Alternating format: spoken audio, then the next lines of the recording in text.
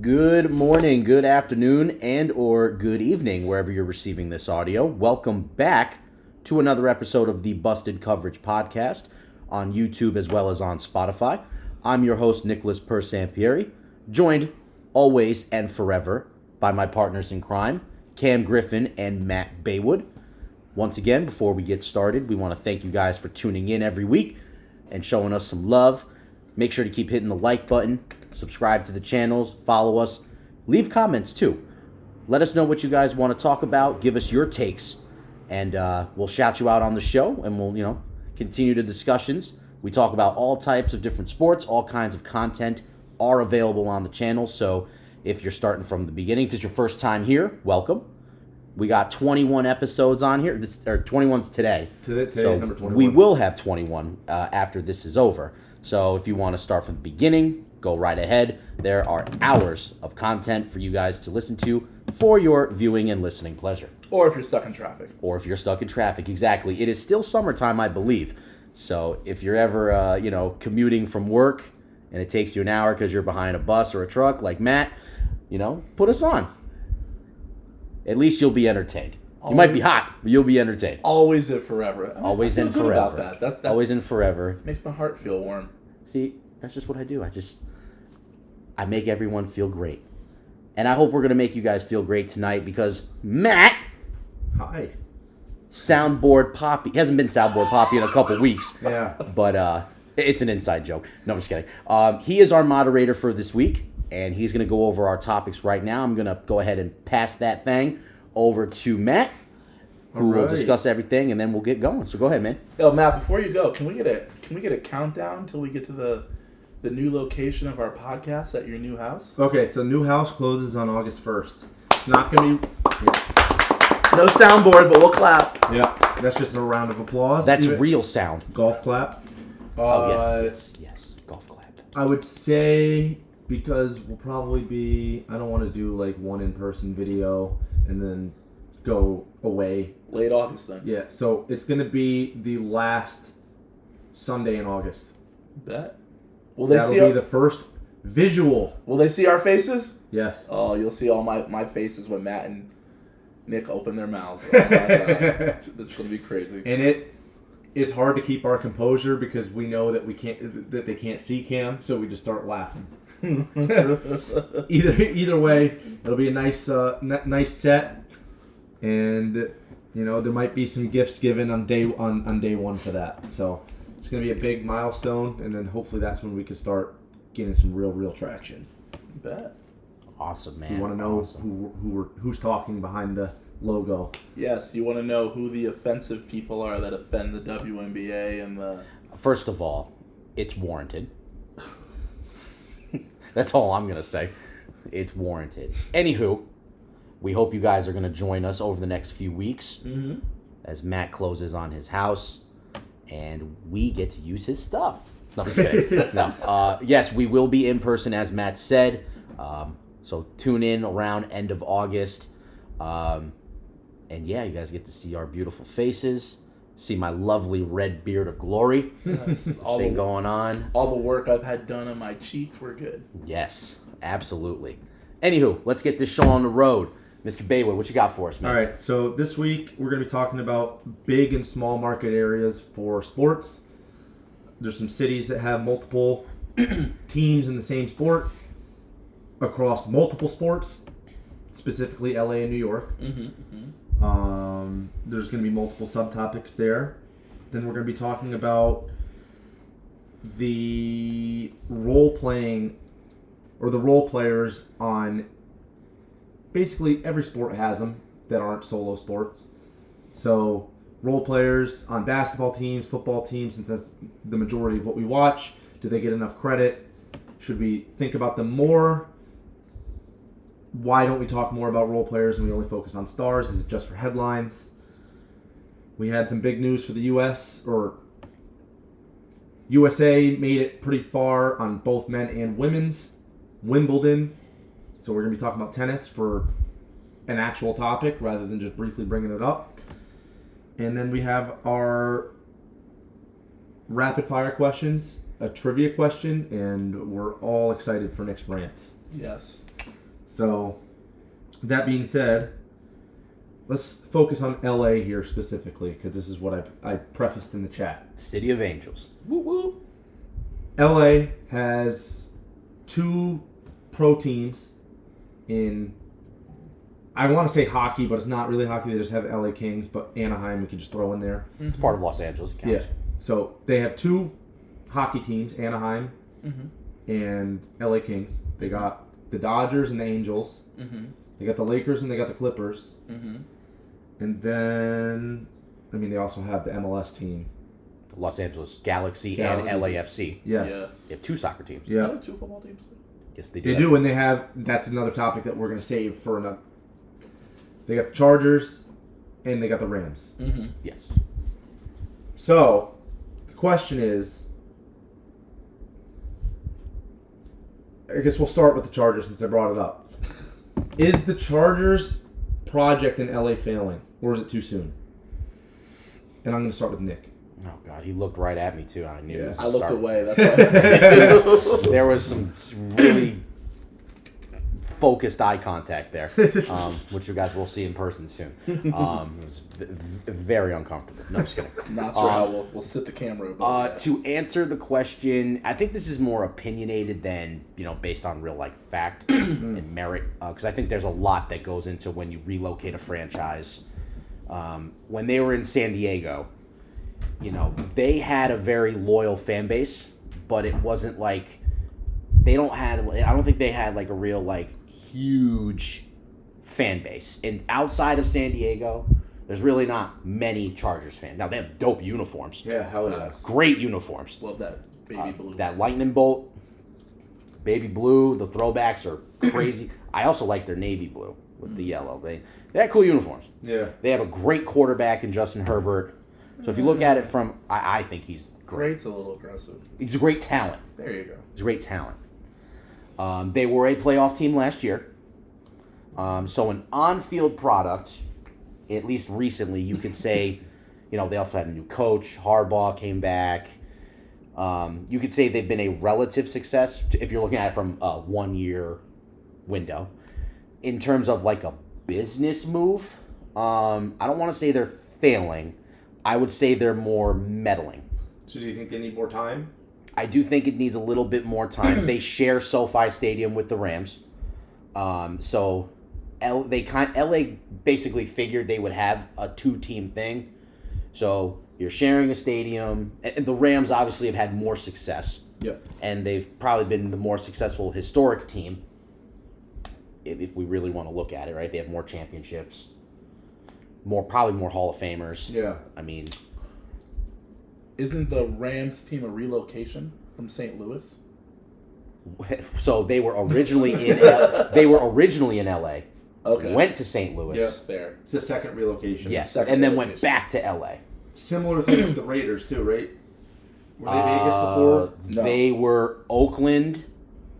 Oakland, Then Vegas. after the merger, I believe, they went to LA. Oh, that's right. Went back to Oakland, and then are now in Las Vegas. Right. I feel bad for Oakland, but the topic is Los Angeles. Yep. So I do think it's still too early to tell. If we had some hard numbers about profitability and valuation and whatever, then we can make a decision based on that. But I think for now, I don't want to say they're failing because they're winning football games. They went to the playoffs. They have a loyal fan base. They're in a major market. I think they're taking the right steps, but I think it's just been a slow process. The Rams have obviously been accelerated because they were a bigger team at the time, and they were in LA longer. So I think we have more probably data on the Rams. Yeah. But yeah, I don't think the Chargers are doing anything that would say they're failing in Los Angeles, at least yet. And what's surprising to me, because we brought up the Raiders, is there's a lot of fans in LA that are Raiders fans. Oh yeah, Raider Nation, man. I feel like the move, Silver and gold. instead of moving, Or silver and black, I don't know if sorry. Cam's going to get here, but I thought personally that the Raiders should have moved to LA over the Chargers. And also, I think that the Chargers are a horrible name for that franchise in California because they have rolling blackouts all the time, and I don't know what they're charging. Oh so, my God. Cam, What are your thoughts on this? He's got his hand on his face already. First scenario, First you face see palm my of the face. show. No, I would say this again. Is it a failure? Probably not. When you live in California, from top to bottom, you have a good extensive space. You can choose your team. So LA is huge with the 13 million people roughly in LA. Yeah. So it's huge. I have no problem with two teams there. I always have a problem when two teams share a venue. That is my biggest issue. When you have two teams, why are you sharing a venue? I'm so happy the Clippers left and are in Inglewood, and they have their own facility. No longer the stepchild. Looks Beautiful great, arena. phenomenal facility. Yeah. It is 2025. Build a venue because the Rams, LA looks great. Get another one of those. But I have an issue when you share a venue. Do I think the Chargers are behind? Yes, in the sense, yes. Do we need to relocate? No. I think that Rams team that won, if you look at all the pieces they had on that team, Aaron Donald, Jalen Ramsey, you traded for Matthew Stafford out of Detroit. Yeah, Cooper Kupp. You were built to win now. And actually, the fact you want to go back to the game, that if Joe Burrow just chucks it up to Jamar Chase after Jalen Ramsey fell, they wouldn't even have won that game. Story for another time, though. But we'll talk about that down the road. But reality is they did win a Super Bowl, so our natural response is, all right, the Rams won a Super Bowl. What are the Chargers doing? Well, the Chargers took the first step. They got a new coach. Went to the playoffs. Justin Herbert had his best year since he's been in the league. We put him on a high pedestal. He didn't hit it. Multiple reasons why.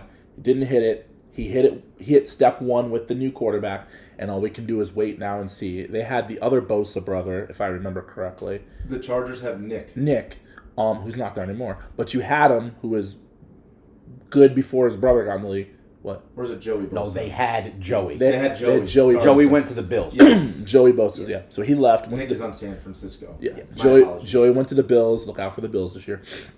But, that was something that they had. And we were all waiting. You have Joey Bosa, you have Justin Herbert, but what else do you have? They drafted well, Puka Nacua. Yep. Some other receivers. You had, damn it, I'm going to ruin this because I have it. The corner, his dad was a famous Patriot, and I can't remember his name. But then you had his son lineage. Asante Samuels. He was in the Chargers, yeah. Yeah, it's Chargers. So you had pieces. You just didn't get over the hump. Yeah. So I'm not mad at it. I think we give them a little more time. Now we're in a situation where the Rams are not where they were a few years ago. LA, it's a huge city. We have room for two teams. Similar color scheme, too. Yeah, that's a problem. But 13 million people, I mean, most big cities have two teams. Would I like to see one of them relocate? If there's a market that deserves a team that doesn't have one, I would not be opposed to them relocating, but I'm not opposed to having two teams. So you guys are both on the page of you think that it needs a little bit more time. Yes. Yeah, I mean, okay. I think you just got a new coach. Your quarterback's finally taking an upward trajectory. You went to the playoffs. I don't think we move you right away. Right. I mean, if there were two teams from LA, or the two teams that are in LA, would you choose the Chargers as the most likely to relocate again if there were? Well, they've already relocated twice, so I think if you want to get a winning franchise, a winning team, you take the Chargers. Yeah. But I think there's a lot of pieces that go with it. You won because of Sean McVay. You won because of Matt Stafford. If you're not getting those two players, then I'm not sure you want that team to relocate. If you're getting those two players, if you're getting that coach and player, if you're telling me I can get Jim Harbaugh and I can get Justin Herbert and I can have them for the next, 10 to 12 years, and he's going to play at a high level and give us a shot. Well, actually, it also depends. Are you going east or west? Well, they can't really go much west. For the be west, in the water. Are you going to? What division are you going to be in? Yeah. So I think that depends too. But for the most part, if you're telling me you're going to be Sean McVay, you're giving me Matt Stafford based off their history, I'd be okay with whatever city taking them, but I'd want them to stay in LA. But if they couldn't, all right, relocate. If you're telling me we're going to Justin Herbert, let's say we're going to the let's say the East. Let's say the American East, but I mean I have baseball on the mind. There's the NFC and AFC. AFC. I was thinking baseball. Yeah. You tell me going to the AFC East with like the Bills, the Patriots, and all that, and the Jets, and they're going to go to that division. Bet I might take them to maybe upset the Bills every now and then a few years from now. But I think it depends where you move. So to me, they can stay in LA unless there's a really tempting offer to go elsewhere. Okay. So on the topic of relocation, there's also talks of expansion. Mm-hmm. Sometimes they go hand in hand, but in this because we've seen Cleveland move to Baltimore and then reestablish a team in Cleveland. Yeah, that's a smack in the face. It was because to fans in general. Baltimore has championships, Cleveland doesn't. Yeah. When they won did they win the Colts and the Ravens? They were Cleveland before. I think they won. They won as the Colts. The Baltimore Colts. Colts won. Moved to Indianapolis. Mm-hmm. Yeah. And then Cleveland with Art Rooney, because I think they were saying they would never take them out of Cleveland. Oh, right. Did right. anyway. Yeah. And basically the fans were about to riot. Yeah. And so they demanded a team back, and then they did it and they like got, 3 years later. And they got Deshaun Watson. Right. And now they have Deshaun Watson. So we've seen a lot of relocations. Mm-hmm. We've also heard talk. There's 32 current NFL teams. Yes. We've obviously heard about international expansion, which I don't want to touch on. I only want to talk about the United States. Domestic. Okay. Yeah. Domestic. Like, we all know it's eventually going to go overseas. And we obviously have seen locations that they've been testing out in games overseas of where we expect the first few teams to be. Mm-hmm. Are there cities or states, because we got big football, college football, specifically states like Alabama, who don't have a pro team? Do we see markets like that adapting to an NFL team and expanding to an NFL team? Or even a place like Portland, Oregon? Is there a big enough market in any state that doesn't have a current team? You want me to go first on this game, or do you want to go first? I'm not gonna lie. I know we talked about it. I only remember the sport, the town, the city. I said.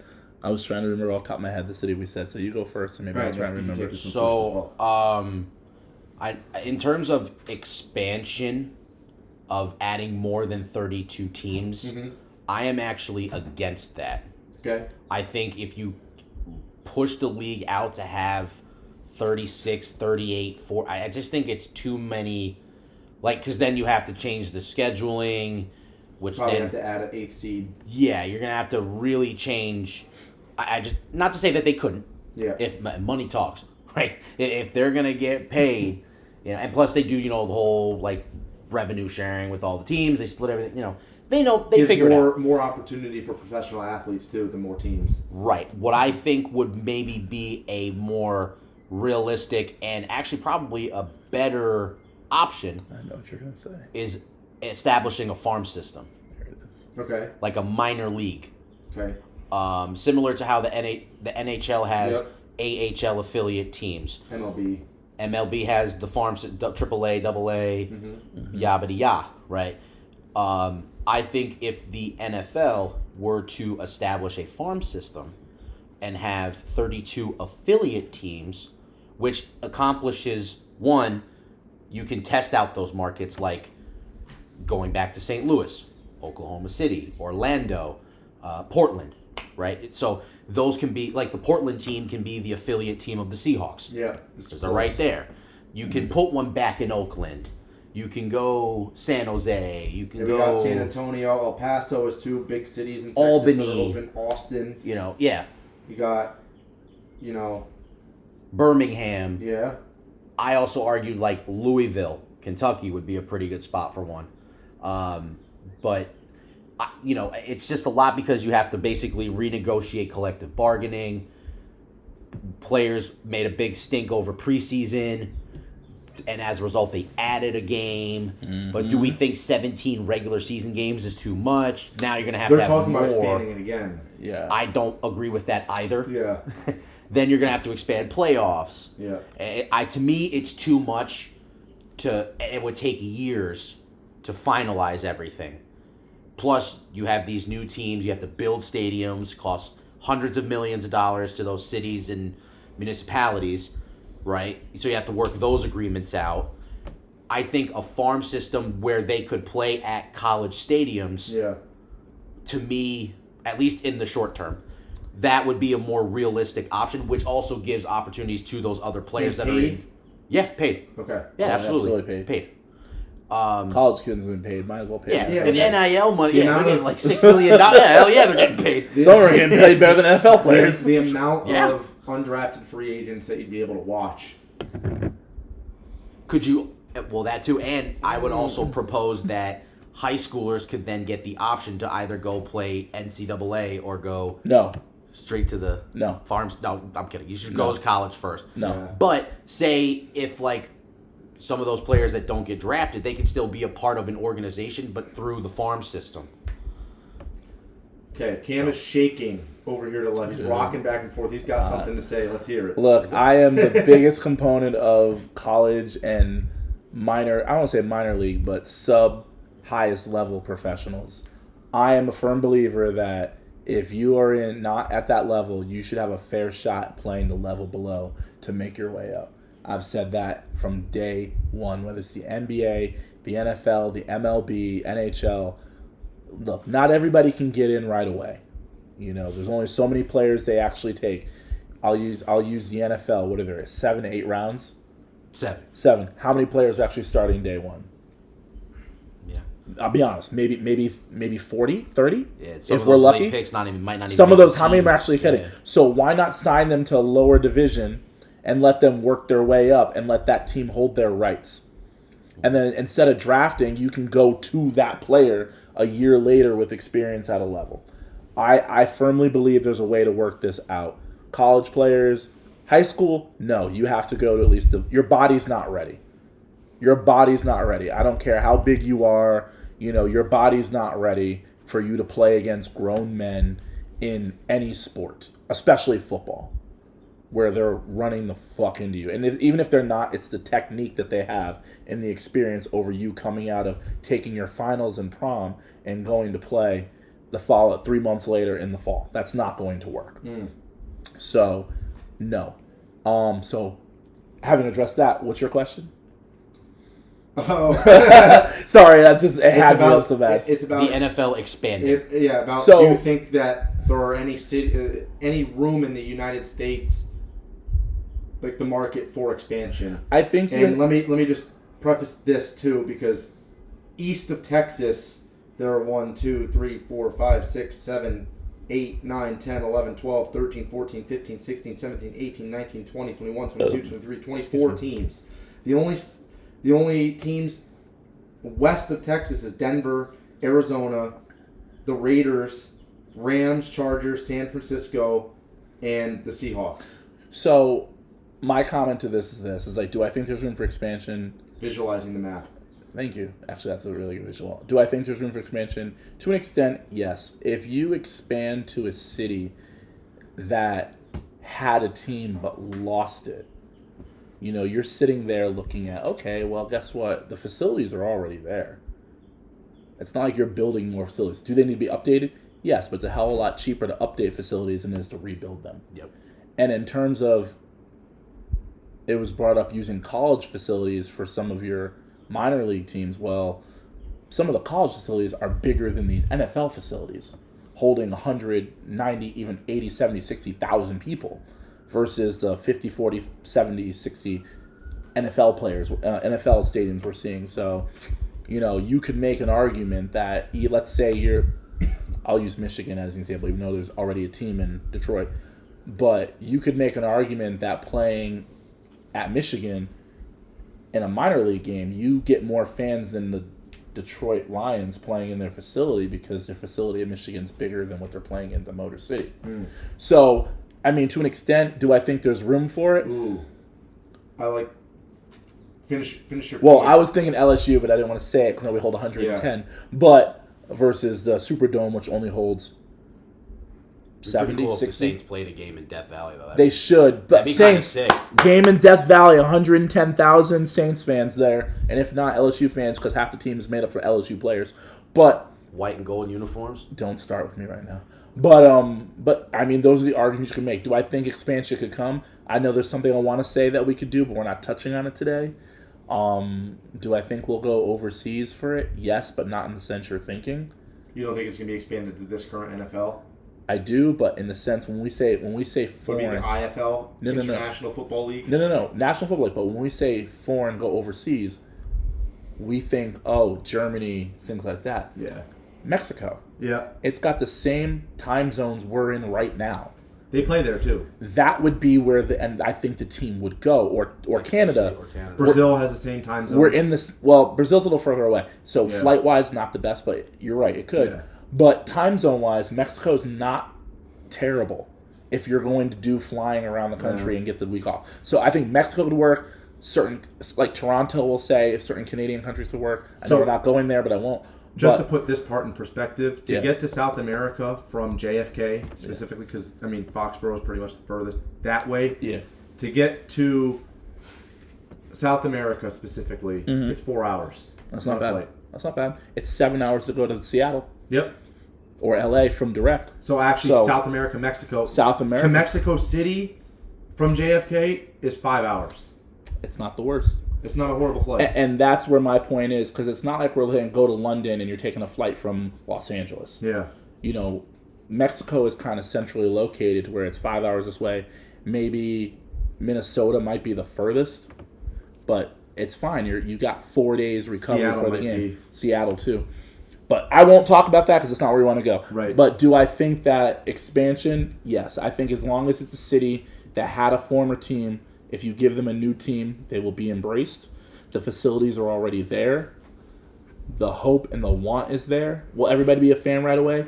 No. But they will cheer for opposing teams coming in because it's an opportunity they didn't have before. Mm-hmm. So I do think expansion would work to a city that's already had a team, a la St. Louis, a la Oakland. St. Louis, I feel like was a little too small of a market for the Rams. No, it was, but the point is that they had one. Yeah. And after all the success their team had, to have it come back would be something that I think they want. I'm not saying, example, come to Connecticut where you have no basis of teams.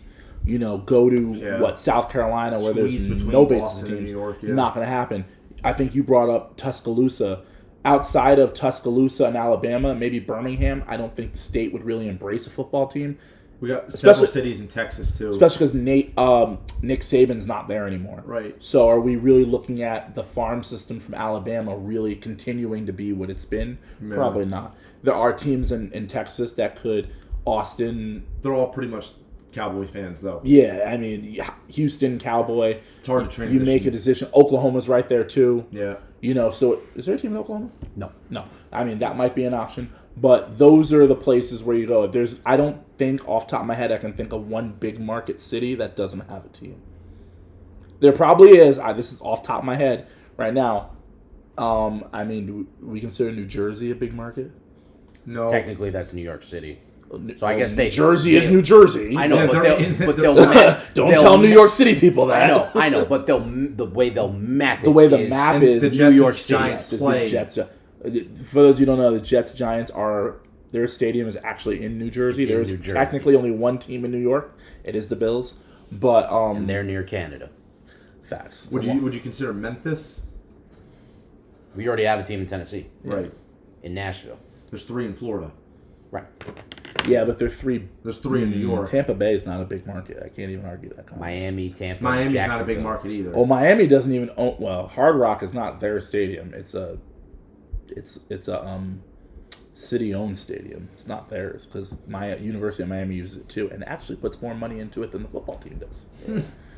So that'd be a conversation for another day too, based off markets. But I'm not sure we'll see another major city get a team if there's not one we can think of off the top of our heads, because the ones we're thinking of, they're already a team there, and the ones we're not thinking, the ones that we're missing are small market.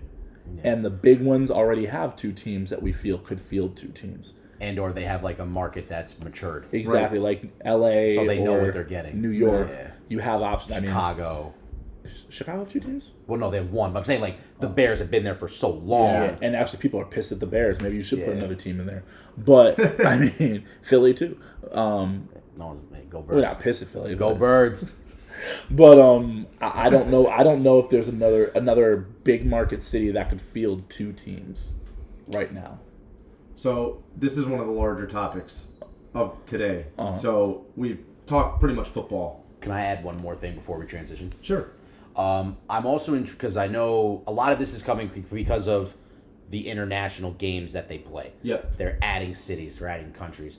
So clearly viewership for those international games must be increasing or good enough to warrant going to Madrid, Ireland, blah, blah, blah, blah. Well, a lot of those games too. I hate saying it this way because it makes you think.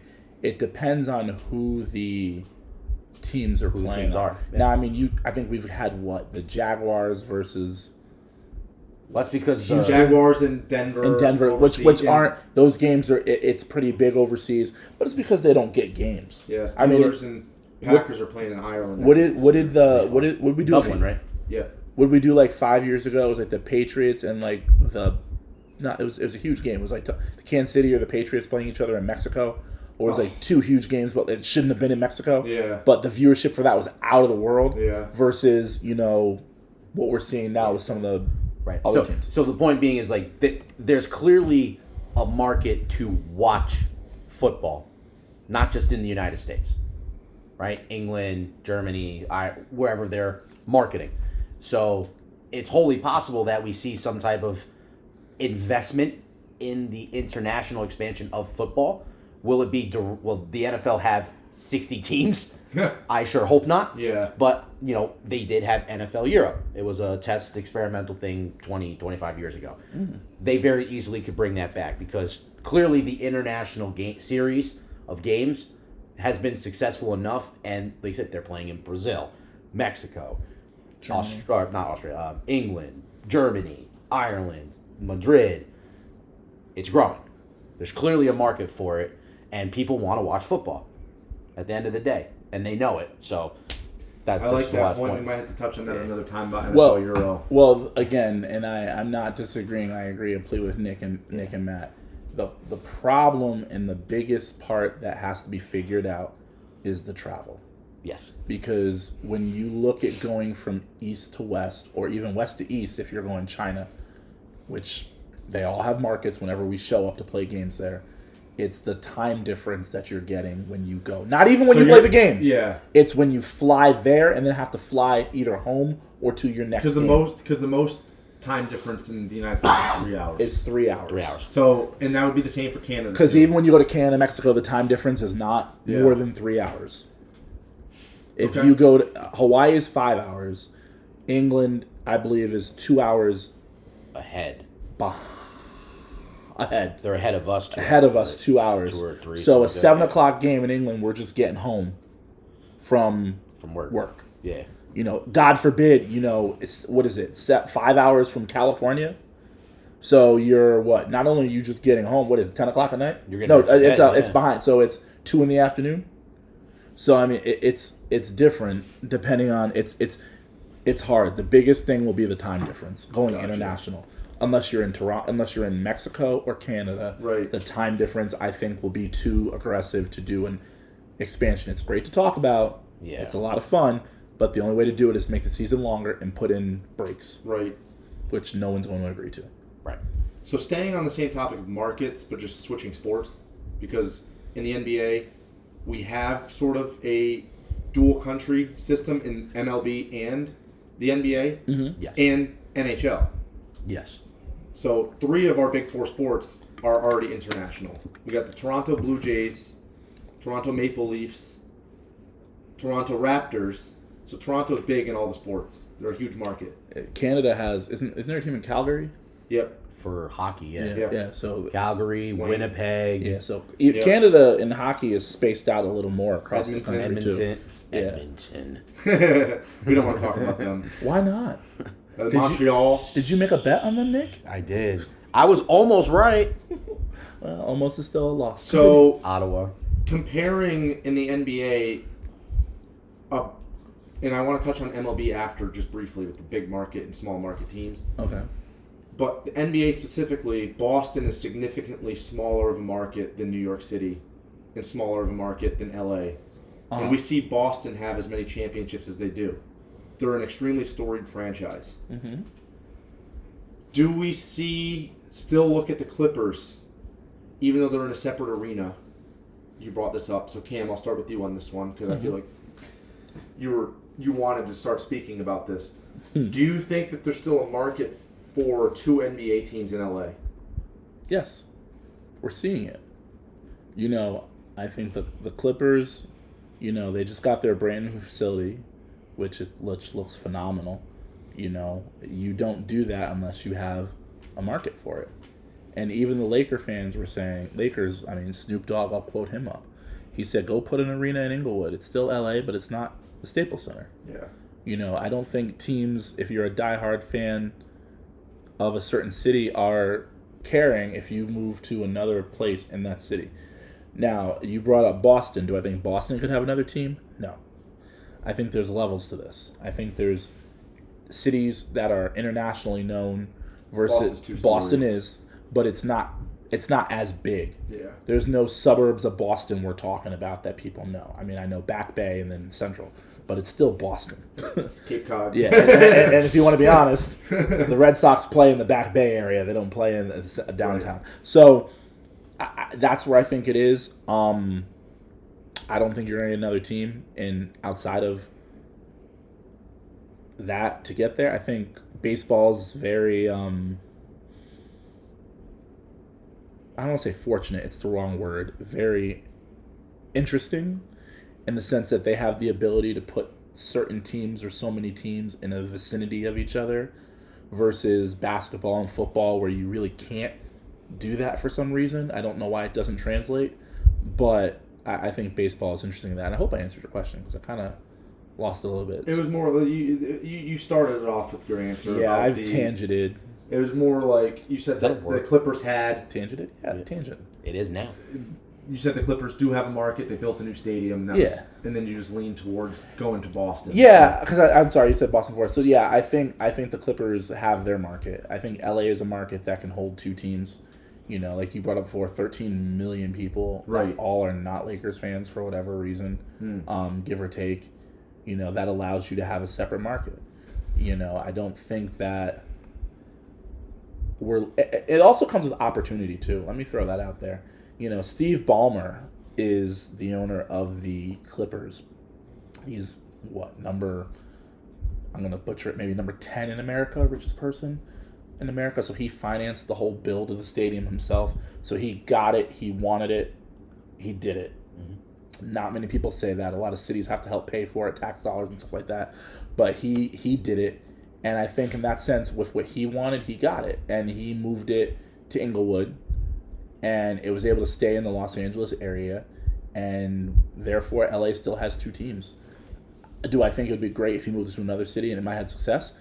If you have superstars, James Harden's a superstar, you could. But he kept it in LA, and I think it supports 2 franchises.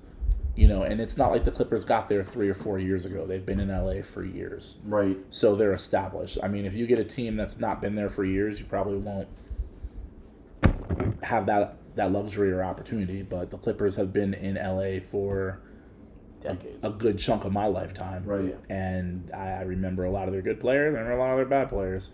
And the reason, LA is a little different than New York City, which is why I haven't leaned on New York so much, is because New York has several different boroughs when it comes to, they have Brooklyn, they have the Bronx, they have Manhattan. I'm glad you said that because let's talk about that real quick since we brought up basketball. New York is recent to 2 basketball teams. The Nets were in New Jersey. Let's remember that. So if the Nets were staying in New Jersey, do I think they could have fielded an expansion team in Brooklyn? That's a good question to ask. I'm not sure. When you bring a lineage from another team, it's different versus just pulling up and starting over. Right. Look at Oklahoma City. Would Oklahoma City's team be as good as it was if you didn't pull it out of Seattle? We don't know. Look at New Orleans. I still feel they're struggling with their team. They lost AD, and we haven't talked about them since. So I mean, there's some teams where you have expansion and maybe it just doesn't work out the way it does. New York is actually a good example of, would they be good with two teams had they had it? Because the Brooklyn Nets are the former New Jersey Nets with Jason Kidd. The name sounds better in Brooklyn. It sounds great in Brooklyn, and the arena is really nice if you've not been. Yeah. But call a spade a spade. Their history is New Jersey. It's not Brooklyn. So, in essence, if we were to keep them in Jersey and we did an expansion team, would they get the same success, let's say, as the Knicks, that were a dominant team in their city, versus bringing in a team that has no lineage, no history, no nothing, to Brooklyn? It's a hard sell. It is. I'm not sure. The only way they pulled it off, I feel, is because they had the Nets. And then you you recruited two very big name players. Actually, we can say three at that point. Three very big name players to your team. From a rival. Right? Who are the rivals? The Celtics, right? From Kyrie, yes. Kyrie, yes, the rival, versus KD and James Harden coming from the West Coast. So, I mean, that would be a good one to talk about down the road, too, is how good would the Nets have been if they never drafted any of the big three. Would that expansion have even worked? Or would the Nets be losing a team, maybe going somewhere else? Seems like they're on the downswing already, but you never know. Well, that's so, the question. Nick, just because I heard you agree with Cam on the Clippers, having a market. Yeah. So I don't want to beat a dead horse on that. Okay. Want to hear... We do not endorse beating horses. Want to hear your thoughts on New York, or in general, do you think that there's a market for any more dual city sports? It's interesting because, if you consider, Brooklyn's a part of New York City, so, Yep. It's interesting, like mentioning the boroughs, they all have their own identity. Yep. You're either a Met fan or a Yankee fan. Yep. I hate to branch off on baseball. I know specifically it was, Yes. So, and it's like, hard stop. Yeah. If you're from Queens, you're a Met fan. Facts. About 8-2, Met to Yankees. Yep. If you're in the Bronx, it's 8-2, Yankees, Mets. I will say, and I did say it a few weeks ago, you have to acknowledge the Dodger fans from when the team left. True. Dodgers used to be in Brooklyn. That's also true. But they haven't been there for... More the old like heads. the More the 50s. old heads, though. But yeah, still, it's a very fair point. Do I think there's a city that can have a dual in the same sport now? The only one that really comes to mind to me is Chicago, only because they have two teams in Chicago for baseball. They have the Cubbies and the White Sox, although the White Sox are, recyclable, yes. Compost, if you will. It's tough because, like, Cam had been mentioning, the Brooklyn Nets, granted, it's been, probably 10, 15 years since they moved, but in pro sports, that is not a long time. Especially since they haven't had success as of recent. Basketball was invented in 1947. Well, that's 3 contracts for a player. Yeah. So there's only 3 contracts. Right. So, it's very hard to...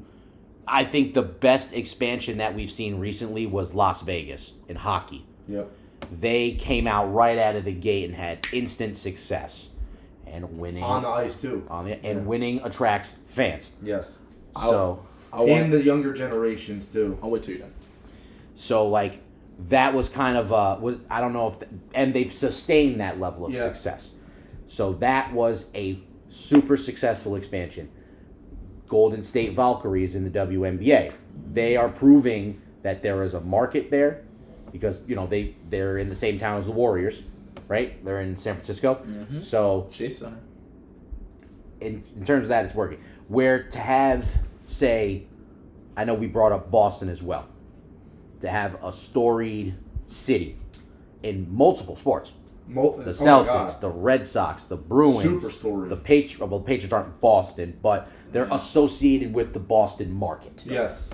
Not rotisserie chicken, Shout out to Boston Market. But I don't think people know about that outside of New England. I'm hungry. But to your point, that is such a storied, historical, matured area with those respective teams. It's going to be extremely difficult to put a Big Four sport in Boston because it just won't be embraced. No lineage, no history. Even if they were to get a big player, who cares? Yeah. They're not the Celtics. They'll never replace the Red Sox, yada, yada, yada.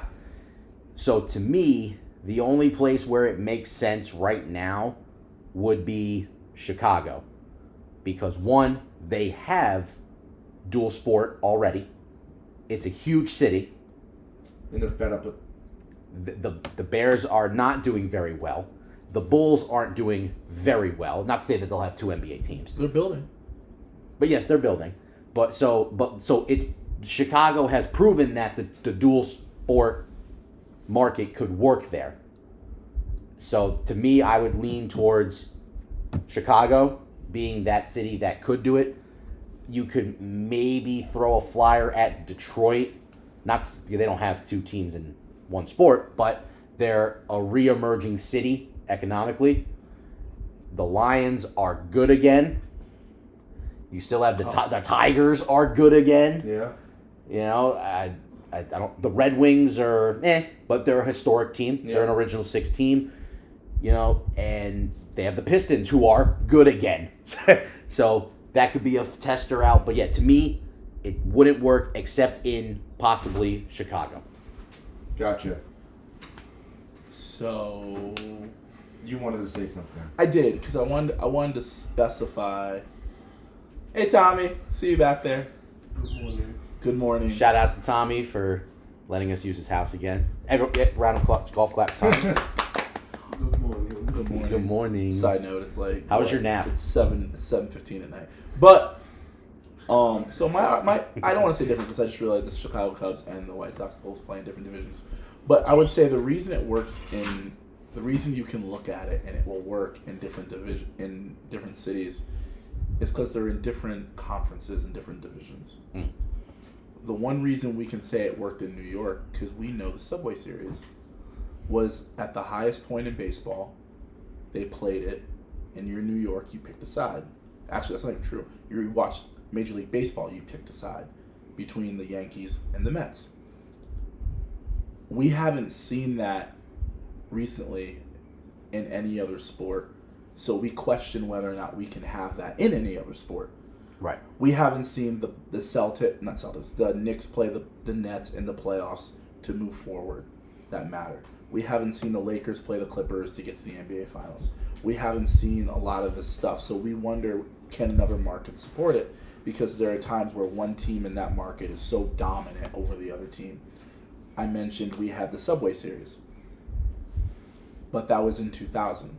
Yep. It's been 25 years. Last year was the first time we even would have come close to seeing it, but the Mets blew it against the Dodgers.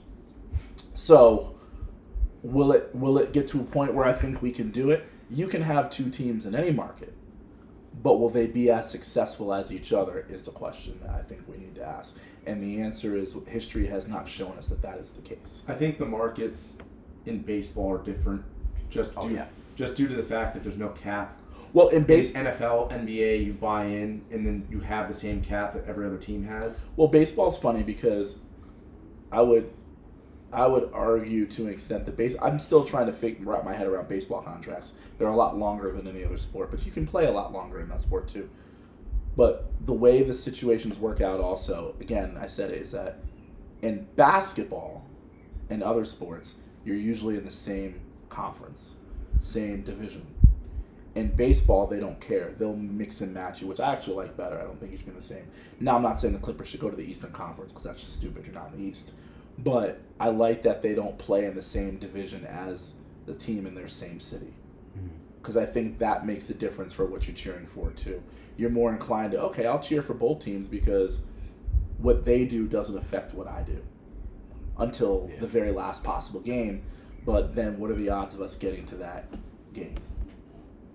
Which is why I think we have Yankees and Mets fans, because even when the Yankees make the World Series or the Mets make the World Series, as much as you hate to cheer for the other team, you really want that city to win because it's about the city at the end of the day. You'll go to the parade. Draws a crazy amount of revenue. There you go. And which helps you in the long run, whether you want to admit it or not. Yeah.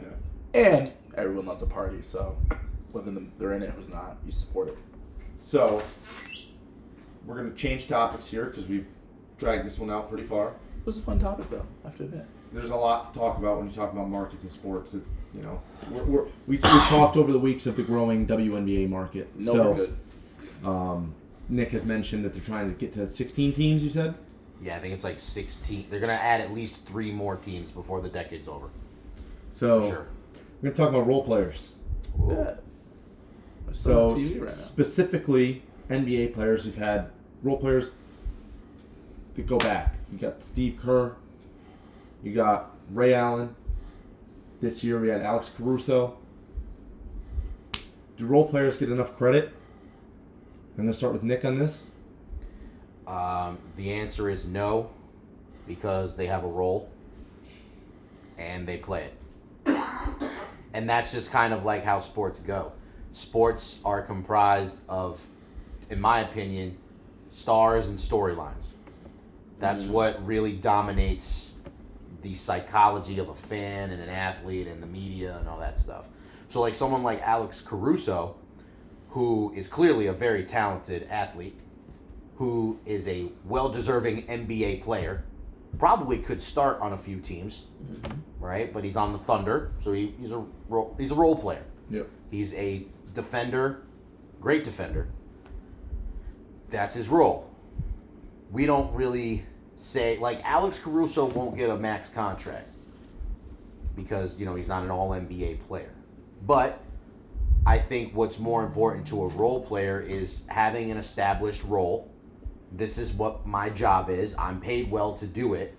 And if you're Caruso, I don't really think you're concerned with being an all-NBA player because it's probably not realistic because you don't get enough minutes, you won't have the stats. Fine. He's a champion. And he was a big contributor to a championship team. So I think he would prefer to be that kind of player at this stage of his career. He's a 2-time champion because he won with the Lakers in the bubble, where he was also a role player. Now, obviously, the record books and the history books will show LeBron James, Anthony Davis, SGA, and fair, SGA averaged, 32 points a game? Like, what can you say? Okay, fine, he was the MVP. He's going to get the accolades. But to answer your question, no, role players will never get enough credit, and that's just how it goes. But it doesn't take... I have a counter to that at one point. Sure. I'm not going to say it now. Okay. I'm going to let Cam answer. I want to hear your counter. You want to hear the counter? Yeah. I was going to say Malcolm Butler from the Patriots as a role player on defense because he was not known at all. You said basketball, though. I did say basketball, but I'm just saying role player. Were you specifically talking about basketball? Just in general. Okay, so then, I thought it was in general. Fair. I mean, I just use Caruso as an example because... I do want to bring up the Patriots after this NBA topic, since we were talking about Ray Allen and Steve Kerr. So, Cam, what are your thoughts on role players here? So, I think first of all, role player we gotta. Since you are a role player yourself, I am not a role player. Well, yeah, at this stage of my career, I'm a role player. But I think you gotta look at it and see, like, when we bring up Ray Allen, when we say role player, what do we mean by role player? Because he was a star in Milwaukee and Seattle. And he came to play a role in Boston, but was still a superstar. He wasn't a role player per se until he got hired out to shoot threes in Miami. But he was a star in his own making and still really was. Do I think role players get the credit they deserve? It depends on what credit we're trying to give them. Because I can think of one very big role player who gets a lot of credit, who everybody knows about, and that would be Robert Horry. Robert Horry has hit more game winners than a lot of the people we consider to be superstars, and has that big three. I think it's Big Shot Bob. Big Shot Bob. Yep. So, do I think role player for him? He's a role player, but he may be one of the best role players to ever play the game. And you look at Lou Williams, Jamal Crawford, 6 Man of the Year. They're not in the starting 5, but they are some of the best 6 men we've ever seen. And we look at them as role players, but they are stars in their role. So, and they get a ton of credit. But if we're looking at that I don't think they get enough credit, but I think they get a decent amount. But if we're looking at like if we're looking at like Smush Parker, which I don't know if you even know the name. I don't know that. When he was playing with Kobe Bryant, he ain't getting no credit. Jeremy Lin, perfect example, playing with Amari and Melo. You know, you look at the credit that they get. They may not have got enough credit for when they played. You know, so I don't think role players get that much credit, but the ones that are stars in their role, they do get the credit they deserve. And what's crazy too is we remember because we were watching this game together. Which one? Cleveland versus Golden State game 1. Oh. I think it was 2017, right? Yeah. KD? It was the game when it went to overtime. Not KD. No, I think it was KD. Wait, you mean Boston and Cleveland when we were at Michael's Tap Room? It wasn't Michael Boston. Too's? We watched that too with Lex, but I'm talking about that same season when they had KD. Golden State had KD. The game 1 went to overtime, and LeBron shot. J.R. Smith got the rebound. Oh, you mean when they won the second championship? Yes. Okay. Yeah. So J.R. Smith obviously had thought they were up supposedly, and the fault should really fall on LeBron for that game. Shouldn't have passed it. Yeah. And all the focus went to the role player there. Because J.R. Smith was obviously not the bona fide star on that team. I think it's twofold. And Nick, if I'm wrong, tell me. When shut up. When you're a star, you get all the glory and all the blame. When something goes wrong, we really don't look at the role player to an extent unless it's blatantly wrong, where it could affect the game but not in a losing way. For example, J.R. Smith, we blame him, but the game would have went to overtime. So we don't really care. We blame him about the overtime and say you could have lost it. If it was a make or break, Golden State up 1, we would blame LeBron. You're the star. You should have taken the shot. Why did you pass it? We still say that, but we're mad at J.R. Smith only because it didn't really affect the outcome. Well, he also missed the free throw. Facts. So Right. I think that's what we look at also. Make the free throw, LeBron. Well, he's not. He's a 76, 77% free throw shooter. Yeah, it's not he- good for a superstar standard. Well, Shaq was like 40. So Dwight Howard too. So I mean, I get it, but you know, I think at the end of the day, stars, you get all the credit and all the blame. And if you want to look at it that way, some role players, they skate by with the mistakes they make because we don't look at them. Some, not all. You can go ahead. Yeah. Strictly on basketball. Let me put it that way. I got Strictly on a basketball player after Nick goes. So I'm just piggybacking off of your point, especially like in basketball, when it comes to like the majority of the time when something bad happens, it usually involves the ball, right? So someone has the ball in their hands and they're making a decision or an indecision a lot of the time. Yep. It could be someone was late to a screen. It's possible, but the vast majority of the time, it's because the guy has the ball and does something stupid. Yeah. Or something bad happens, whatever. Yeah. It's a little different with like football in some cases because you could blame a quarterback for throwing an interception, but we don't look at, well, he got blasted before he threw the ball, but we're not blaming the guy who didn't block Right. a lot of the time because of the star status of the quarterback. Like this Eagles Super Bowl that we just watched, they put all the blame on Patrick Mahomes, which rightfully so in certain situations. However, that Eagles defensive line was destroying them all game. Yeah. So Well, they weren't playing with a full deck anyway. I don't know why anybody would have thought the Chiefs were going to win that game. Right. But Go Birds. we said Nick and I didn't. I mean, if you were smart, you didn't. I don't think people. Well, I can't say that. I think, damn, you just got dunked on. I don't think we thought they were going to win the game.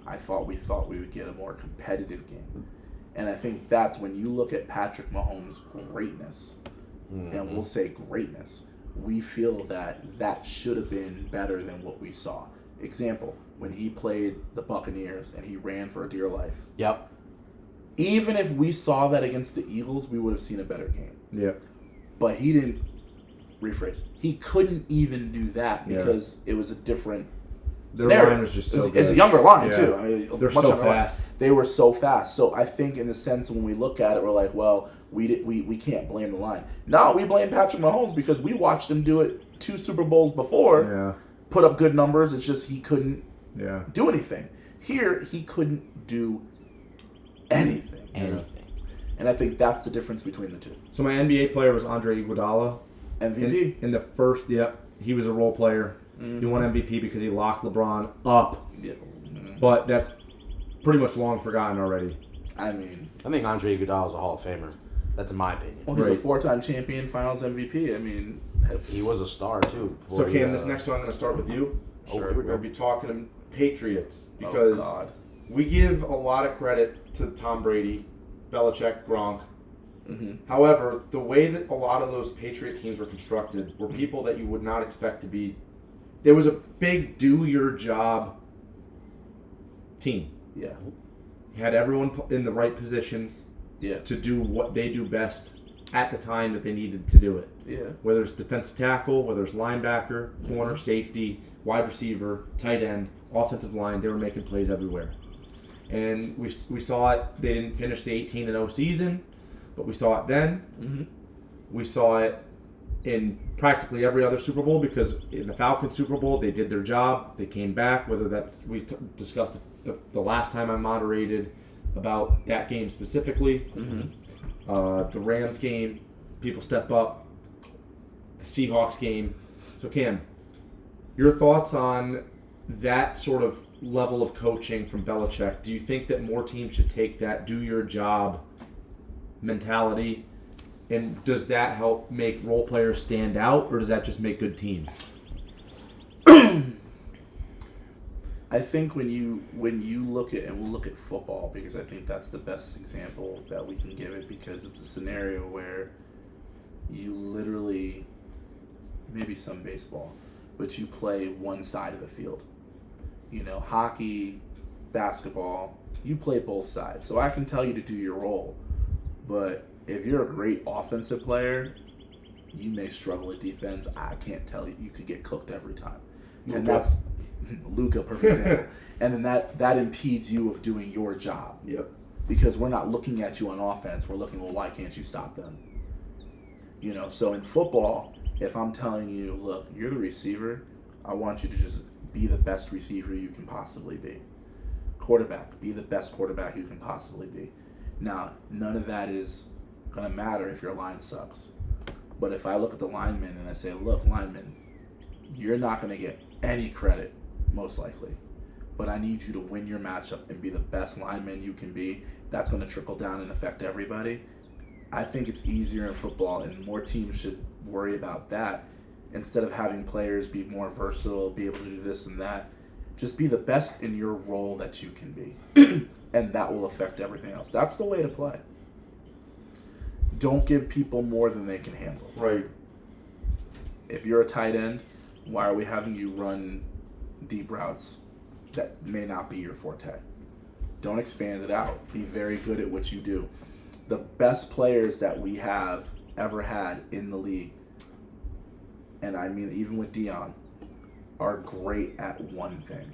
There are a few anomalies, as there will always be, but there's more players who are great at one thing than there are players who are great at 2, 3, 4, 5, 6, 7 different things. And football has the positions for it too. You got fullback for certain situations. You got third down running back. You got third down linebackers. You got I think that Patriot motto of, do your job is the best motto, because what I'm saying is, look, I'm gonna be the best right guard that I can be. I'm not focusing on anything else. I'm just focusing on right guard, and that's it. That's so all let me get you this need. straight. It makes it easier for So you. you said this. You're saying that the do your job mentality is basically letting the majority of your players know that they're not going to get verbal credit or public credit for the job that they do. Well, do your job, not like that, but I think but it's going to help the team win. Yeah, the bottom line is, at the end of the day, is do you want to win or do you want the accolades? If all I'm telling you is hey, look, all you have to do is do your job and we'll go from there. Yeah, like any player should want to do that, especially because when you play, there's so many other things that can go wrong. But if you just have to focus on the one thing, you should be good. Whereas if I'm like, hey, you're the center, you know what? Our right offensive lineman kind of sucks. You're gonna have to get out there and block for him. You know, it's a little different. You can't do your job effectively because you're worrying about somebody else. Hey, you're the quarterback. I need you to rush left or go left most of the time because on the right side, we're gonna kind of give that up. The guy's not that great. You can't do your job effectively if you're only working from one side of the field. And that's what was so great about those Patriots teams too, were that if they saw a weakness in themselves, they played away from it. Exactly. And I don't think a lot of teams do that. No, because we want people to be versatile. Oh, what if someone goes down?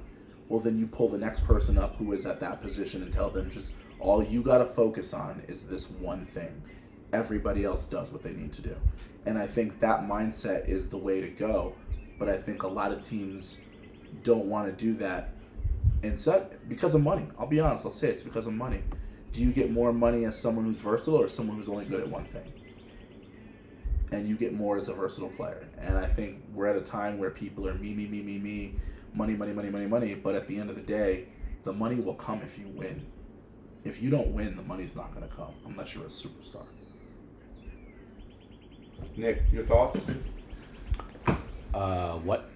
Can you just repeat the question? Yeah, sure. So Sorry, we were discussing how like the Patriots. And if you have another example of a team that had a win, like a do your job sort of mentality, but we were talking about how those teams, you know, do you view as like those Patriot teams or just other NFL teams in general as you know, that mentality, should that be an influence across the league? Or I think a lot of it too has to do with the culture that is established. Historically, you know, obviously the Patriots have had marquee players on their rosters on both sides of the ball. If you look at, you know, Willie McGinnis, Rodney Harrison, Richard Seymour is another good example. Brady, Randy Moss, event, you know, down the line. You draft Edelman, Gronk was drafted. They had a, you know, very good offensive line, but all of that was still encompassed through the culture that Belichick established for decades. Because the way their culture was in 2000 was their culture in 2010 and 2015. So I think it starts at the top. It's established, really getting your star players to buy in, which trickles down to your role players. And yeah, I mean, and yes, like offensive linemen obviously have a smaller market salary-wise than the flashy positions, the sexy positions, if you will, right? Even bonnet-wearing positions. Hey, don't tell all of them that. Even like in the draft, right? There's the sexy pick and then there's the right pick. The flashy, fast wide receiver or the not so handsome, burly guard that's going to maul people. Sometimes you got to take the burly mauler because it's going to establish what you want to establish.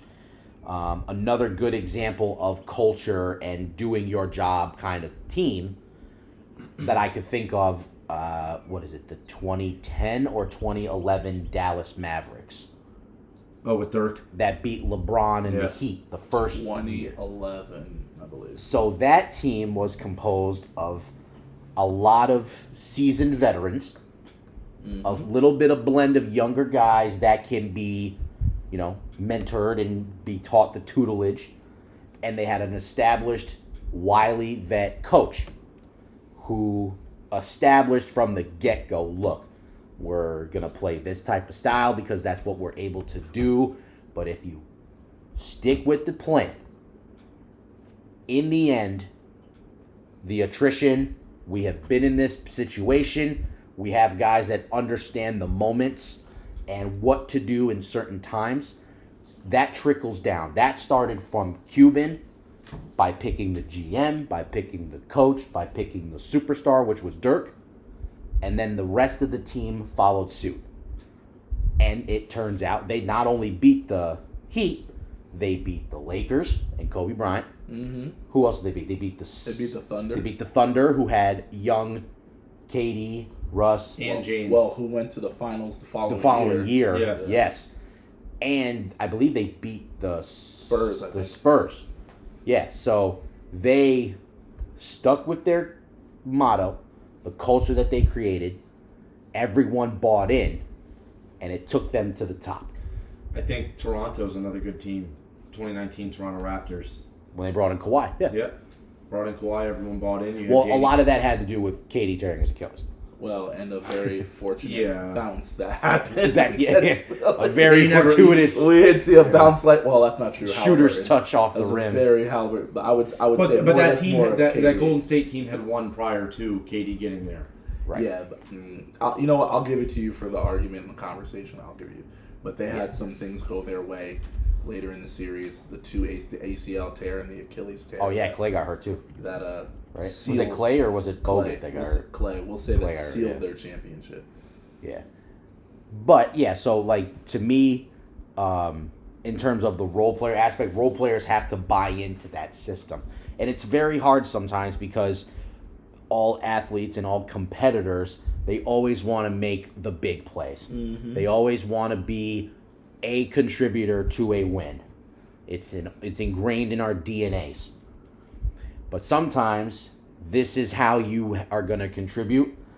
A lot of players don't want to buy into that. Nope. And it will negatively impact them. But when you can have an entire unit with the same end game result that is willing to do just what they can do and communicate and all those other things that are a part of it, that is what makes a championship culture, which then makes role players feel like they're making an impact. And superstars become even more renowned stars because they can fit that mold and be a leader and be someone that can be lead. When the role players have done what they can, then the stars take over. I will make the analogy since we're on basketball.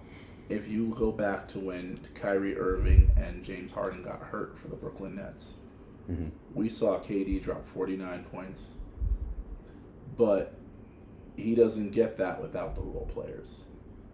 Who was his name? Jeff Green had like 6 threes, 6 of 6 from 3 that game.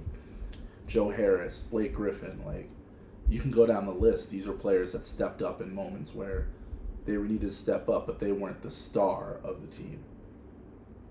Mm-hmm. Facts. That's all I'm saying. Hey. Facts. Okay, so we're going to move on to Wimbledon. Ooh. So, honestly, pretty shocking, in my opinion. We had Amanda Anisimova, is that how you pronounce it? Anisimova, yeah. Make it into the finals versus the number 1 ranked Arina Sabalenka. Nick, gonna start with you. Hi. What are your thoughts on the women's Wimbledon finals? I was surprised that Anisimova made it to the final. I will admit. I did not think she was going to get past Sabalenka in the semis. So, shout out to Anisimova. A lot of us were anticipating Coco Gauff being there.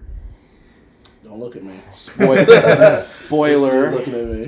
She lost in the first round. Huge upset. Mm-hmm.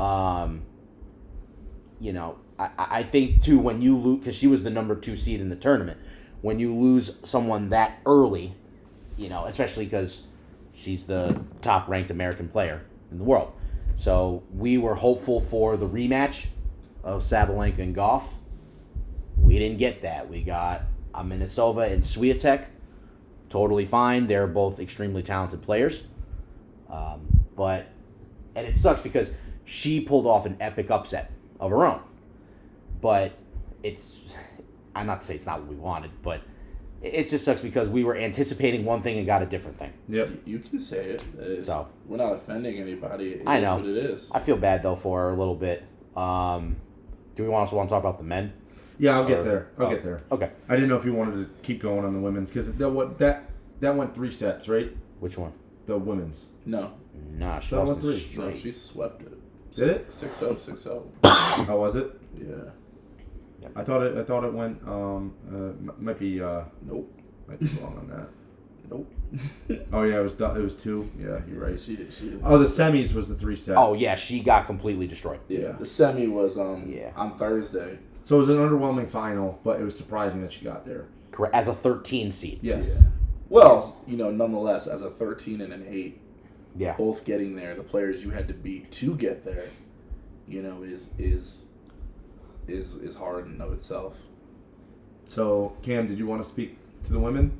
It's funny. I don't want anybody to take this the wrong way. I think we're still on, in a way, on a Serena Williams hangover, to where we see the high seed and we expect you to get to at least the semis, and when you don't, it's the end of the world.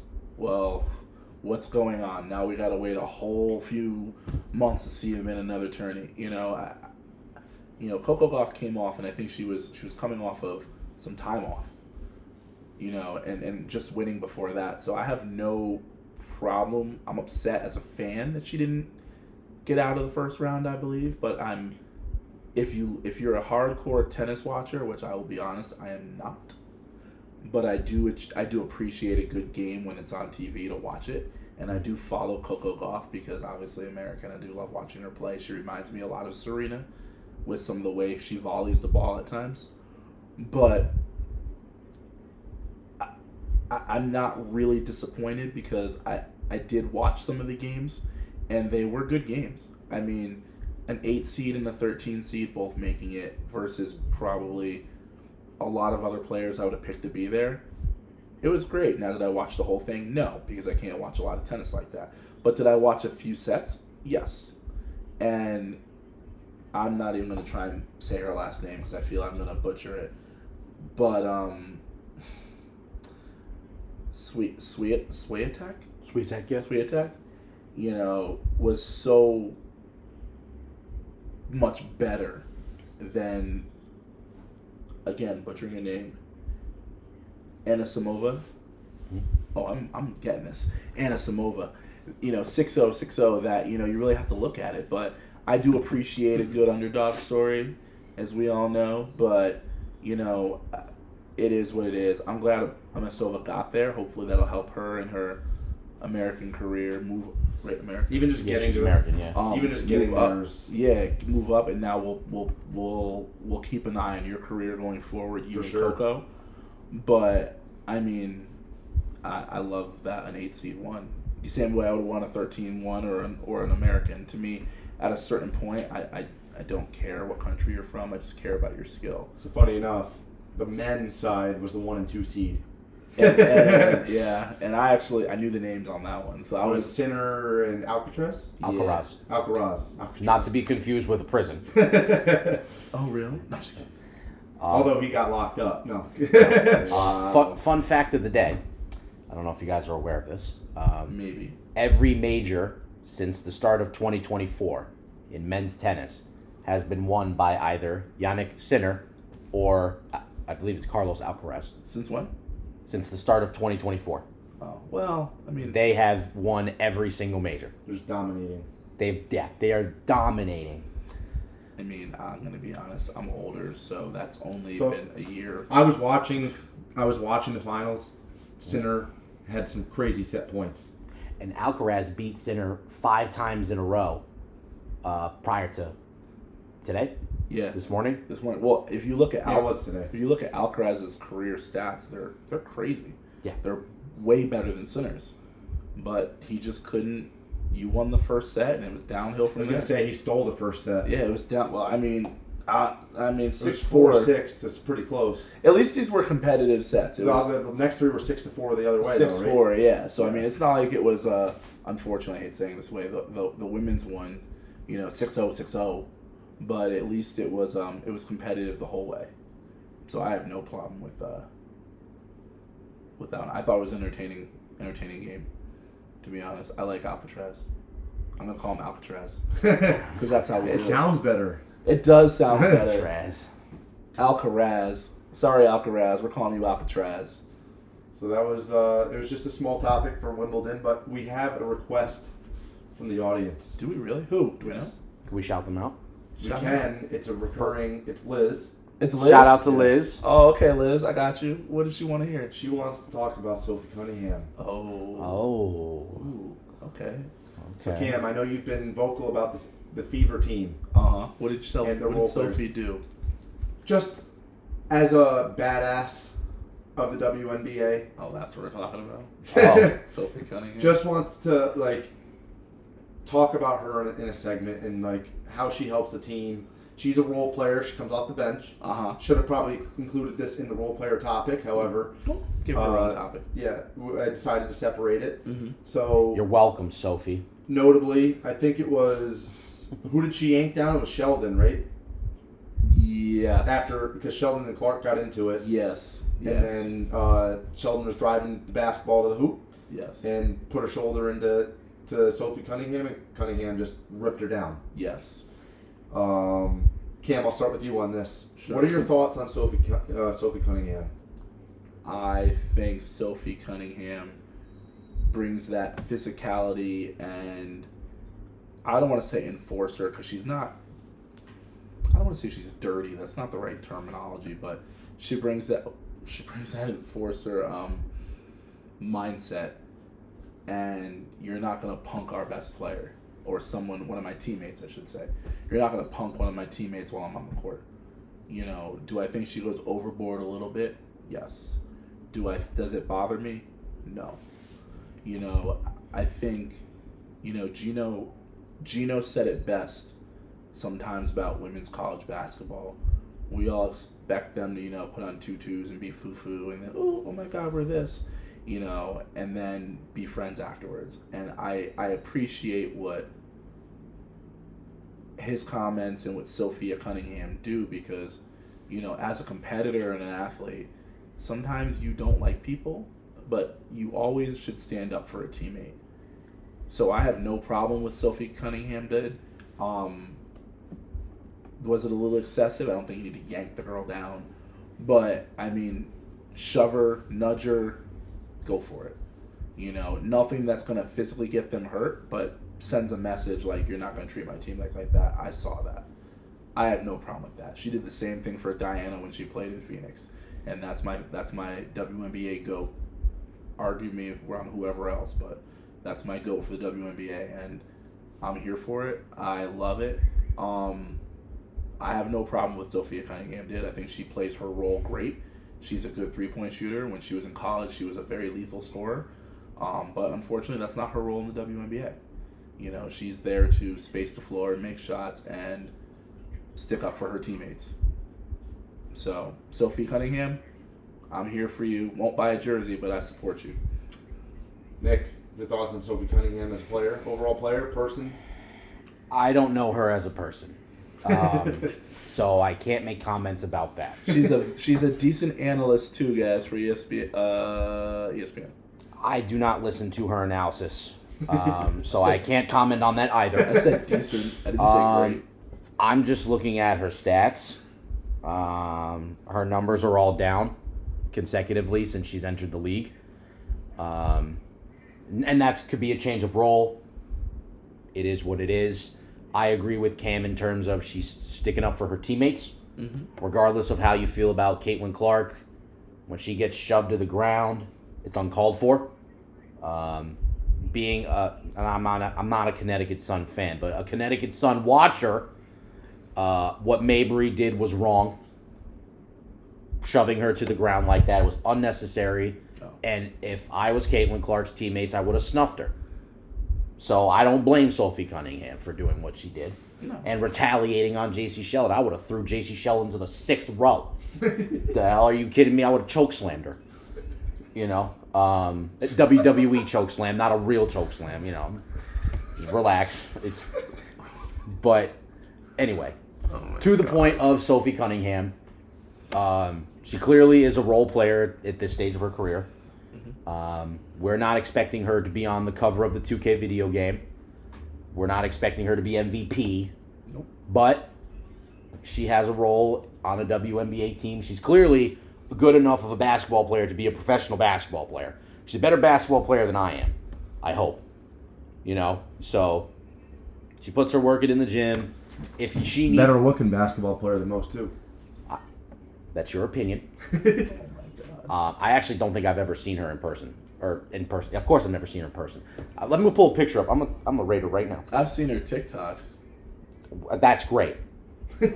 I mean, I'm glad she's focused on TikTok and not scoring 10 Oh points a my game God. with her 5-point ass per game. But Did you look up the picture? no, I didn't. I don't have time for that. So We're going to do a live rating. we're gonna do of a the show. live rating. let's not. Let's not. I'm going to say she's a 5 because she scores 5 points per game. That's my rating, no matter what happens. Yeah, she's a 5. 5 points per game. So, but anyway, I don't blame her. I think we need more of kind of her defending and fighting and stuff. That makes it entertaining. Yeah. The WNBA needs villains. If she has to be a villain, then so be it. Well, Got a sports. couple villains showing their colors these days. Sports itself. It's needs great to villains. see. It's fine. Yeah, I don't got a problem. But if she does something that's uncalled for, she should get snuffed too and choke slammed and thrown into the 6th round. I agree. It's fine. It is what it is. If you're about that life, stay about that life. We can have a Because mouse in the palace. right, if you're thinking you're gonna go shoving people and whatever, hey, shit. As Nate Diaz says, like, you better, motherfucker. There's I'll always a- choke you out for real. There's So always a bigger dog. exactly. So I'm all for her sticking up for her because I would do the same thing. If my teammate got shoved to the ground, man, I'm fighting dirty too. I'm biting. I'll bite your nose off. I don't care. Mike Like Tyson, that shit. for real. Yeah, for real. I will do what I need to do to defend my teammates. So I'm all for it. Whatever. Sure. Yeah. No, I think, like I said, we think she supports each other team. We have no problem with that. Will we buy her jersey? Hell no. No. Hell no. She's not good enough for that. No. She ain't Paige. No, I'm getting a Paige jersey. I'm getting a Tarasi jersey. Paige. She ain't playing. I'm getting her jersey. Okay, moving on to the rapid fire questions. The first question happens to deal with Paige. Wow. Turn the page. PB5. Yeah, there it is. Soundboard. PG5. Yeah. PB5, man. Oh, PB5. Sorry, Nick I said is filling PG5. in for Daddy Soundboard. He did the. Soundboard Poppy. Oh, excuse my me. I'm God. sorry. Yeah, Come get on, the get names it right. together. What's wrong with you? Paige Beckers. Yes.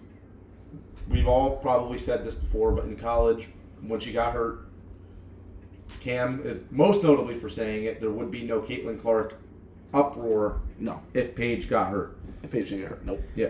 So, are we now seeing that come to fruition? Because Paige is starring as of late. Do you want to say it at the same time?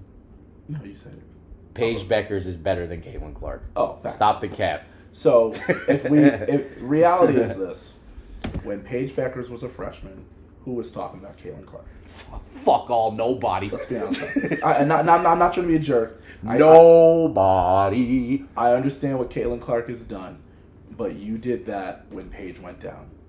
Even when Paige came back, we're still talking about her over Caitlin Clark.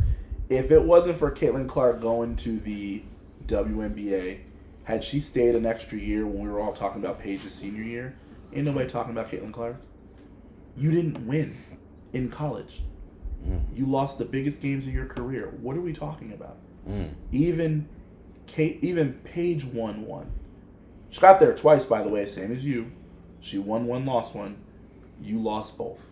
And guess what? Paige was the reason they won. And now you've been out more this season than you have played this season, but you're an all-star because you have 50,000 fans.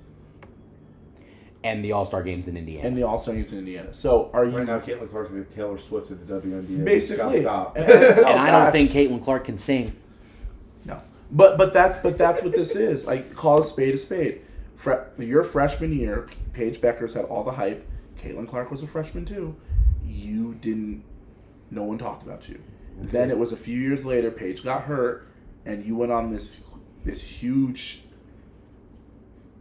spree, playing great. Well, I'll say great because you played great. And it's, well, why didn't UConn recruit her? We don't got to recruit everybody. Some schools aren't meant for everybody. Yeah, I don't think Paige and Caitlin would have been good together. Well, but to Caitlin's credit, I don't think she'd be the Caitlin Clark that we all know had she gone to UConn. So be happy where you went. People stopped saying it and move F on. It's comparing apples to oranges. And Caitlin Clark, to be fair, is box office for the WNBA. She played in Iowa. Iowa embraced her. She got she put up buckets. She did great. She plays close to where she went to school. They love her. They all went there. I'm not arguing she's not a good player and that she's this. But even if we look at the game today, she had 13 assists. Great job. What did she do on offense outside of that? She has 4 of 12 from the field. It's average. Paige was 9 of 15, 21 points, 4 rebounds, 4 assists. You got outplayed. If we look and go, oh, look, down the rest of your roster, the rest of your team played great. But you got 3 players who scored more points and play better than you. But we're going to look at you because you're Caitlin Clark. You know what she's shooting from 3 this year? Is it under 35%? Yeah. Then we 28? should 29%. Then we should on what attempts? A lot. I don't know. I just says the percentage. So you're shooting 29%, and we got to have a conversation about how great you are. We should give her the same conversation we give Angel Reese with the rebounds. That's my next rapid fire question. I'm going to be honest. If this girl, who by the way, 29%, is not good at any level of basketball from 3, and she's a volume 3-point shooter, why are we okay with this? And before people, don't come at me saying, you couldn't shoot 29%. Damn right, you're right, I couldn't. But I'm also not being paid millions of dollars where that is my job. If that was my job, we're not in a Gatorade commercial. I might be shooting better than 29%. And I sure as hell wouldn't be taking bad threes. So I don't, or 34 threes like I'm Steph Curry. So don't even sit here and make that argument. So if Stephen A. Smith hears this, don't make that argument, Stephen A., because that's not even a good one. You're going to lose it. Blasphemous. Caitlin Clark should not be shooting 29%, and you have the nerve to compare her to Steph Curry. Stop. I don't want to hear that. Steph Curry don't shoot 29% from 3. He's like 40. Wait, didn't they try to compare like Sabrina Ionescu to Steph? Well, hold up. Before you finish that, look up Sabrina Ionescu's 3-point shooting from 3-point. Well, they did. I bet it's not 29%. They did the competition against each other, didn't they? Yeah, the All-Star game. Steph won. He won. Yeah, Steph won. It wasn't bad, but he won. Sabrina Ionescu for her career this year, she is 32.4%. Oh my God! Someone in the 30s. Stop. 36% for her career. Stop. I don't want to hear any So more. damn near 40. Caitlin Clark. They also have a different size 3-point line, so facing Steph wouldn't have been fair from the same boundary. But they did it anyway. Yeah. Yep. Interesting. Anyway, Cam. By the way, these rapid fire questions were not given out in advance. No. We just And read Cam his mind. read my mind because Angel Reese has now trademarked me bounds. As she should have. As she should have. Yep. Just like and LeBron now doing Taco Tuesday. They're on shirts, and all proceeds are going to against cyberbullying. Fair. Will you buy a shirt? No. Really? Because, bro, if you don't want to get cyberbullied, just turn it off. What the hell do you need to raise money for? Like, she needs to pick a different cause. I'm sorry. I'm all for her trademarking and trying to get her bag, and that's great. Yeah. Great idea. Cyberbullying is not a thing. Okay? Well, I don't care. It is a thing. Just turn it off, bro. Just close the laptop, bro. Just read a book. Go outside. Touch grass. Turn the social media off. There's nothing but garbage on Twitter and on all this other shit anyway. TikTok, because you're wasting time. Turn it off. Fucking cyberbullying. Suck my dick. Oh my God. Oh my God. The fuck? Oh my. All right. This is why I don't have Facebook. You got cyberbullied, you turned it off? You can't be. No, it's just it's a bunch of bullshit. Oh. Look, I can't even stand group chats. Yeah, me neither. No, I will be honest. I would buy a shirt depending on what it says. I think the Me Bound is hilarious in and of itself. That you do it so much you are able to coin the phrase. But she's trash too I mean, at the end as a of player. well, that's cyberbullying. This is going to be online. She So could just turn it off. she could, but she won't. But at the end of the day, I like the idea. Like Nick said, get your bag however you want. Do what you need to do.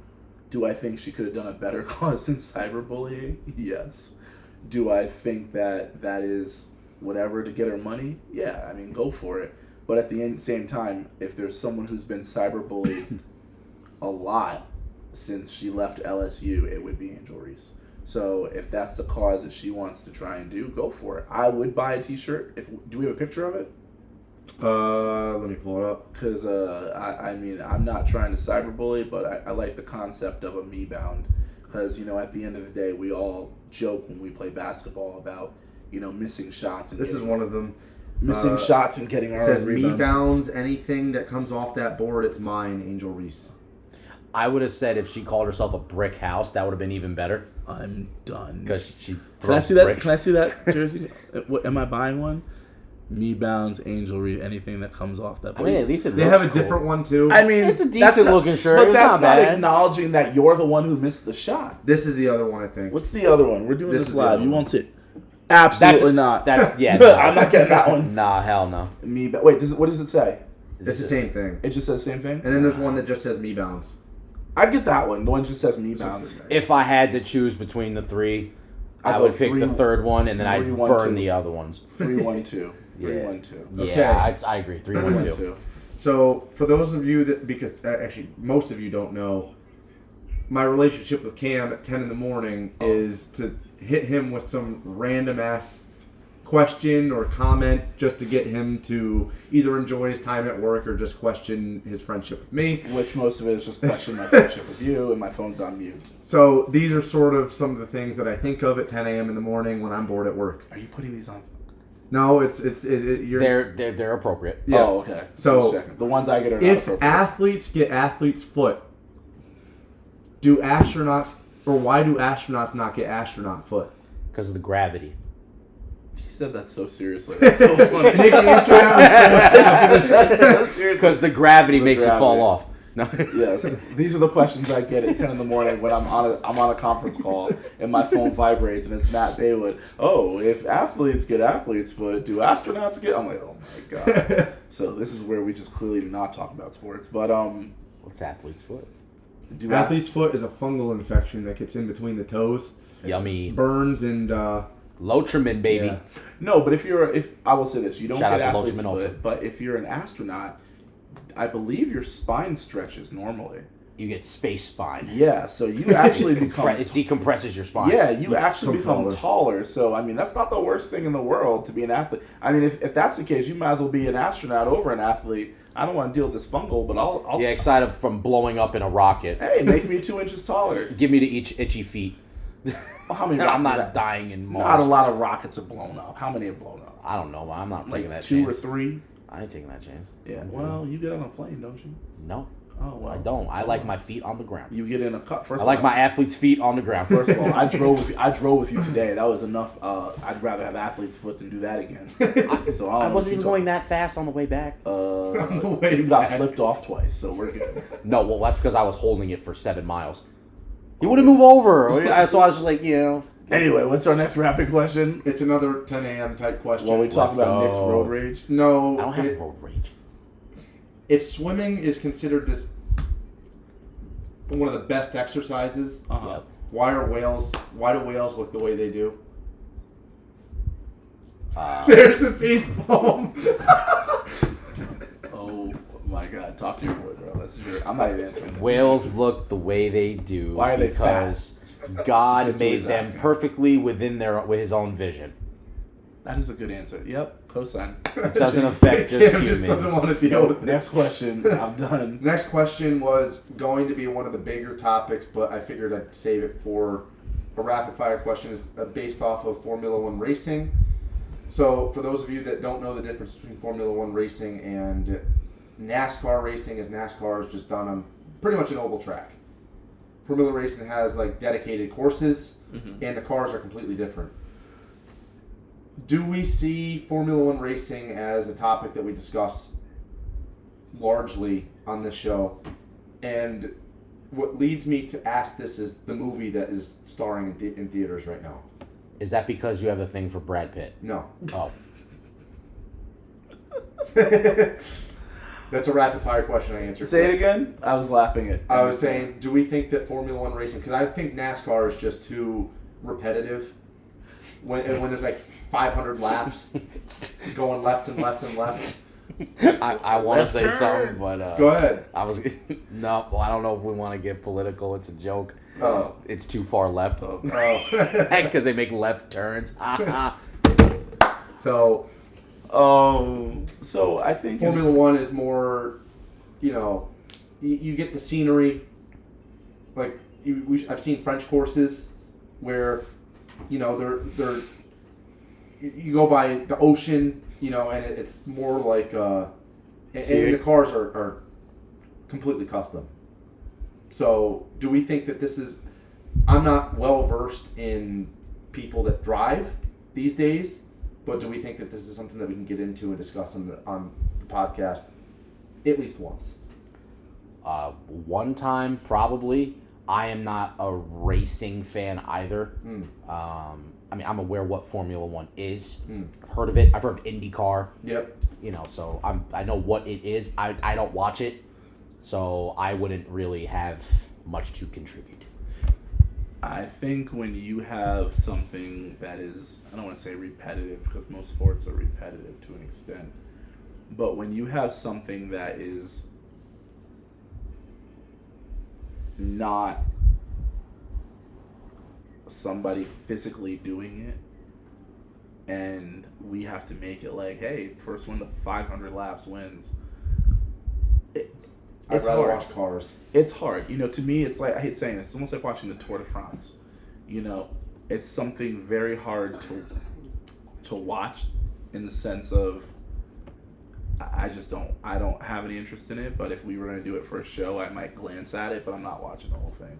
Probably enough to talk about it and then move on. But even then, I think there's a lot to it. I don't think we just decide to do it. We'd have to probably follow a few weeks of it, which, unless you're into cars, is probably not something that's going to happen. Or like if something were to pop up where someone sets a record or something, then yeah, of course. But. So, funny enough, Cam has been 3 for 3 on these damn topics. Well, you guys both have been. I was going to ask about the Tour de France because I'm actually actively watching it. I enjoy it, and the reason I didn't know it was happening. Yeah, it's like it's the whole month of July. Oh. So it just started last week. So they're probably on stage 6 or 7 right now. But for those of you that don't know or watch the Tour de France, they start off. I mean, it's a different course every year, but they go around France on bicycles, and they race each other. And there's this thing called the peloton, which is basically where all the riders are riding off each other, and in one big group. And then they have leads, and it's not like it's a flat course. They go up mountains and crazy slopes and whatnot. But being that you guys just said that you didn't even know it was happening, this question is now vetoed. No, I mean, I didn't say I didn't know it was happening. I just said, he said it. I said that. Yeah. What was your question? It was just going to be do we think that Trade Pocard is going to... Oh, nope, that's a person. No. Yeah. Nope. Okay. I will say this Pocard. about Tour de France. I've not paid attention to it for a long time. When you know somebody in a sport and you can watch them because they may be the best in their sport, I'm more inclined to watch it if it's a sport I've never seen. For example, I watched the Tour de France when Lance Armstrong was in it because it's a name I knew. Right. And then he had the Live Strong band, so I was like, I want one of those. But that was the last time I probably watched the Tour de France. Just like most people, I hate saying it, don't watch swimming. But when Michael Phelps came up, and then I'm going to butcher the guy's name, the dude with the American Eagle tattoo on his left shoulder. I can't think of his Ryan name. Lochte? Is that the Australian? I have no idea. No, I think it's the Australian. But the guy with the American Eagle tattoo who won the Olympics is the last two Olympics, I believe. When you have people like that, who everybody knows their The names, Australians dominated that. then you're more inclined to follow it and agree with something. And I'm going to find this guy's name right now.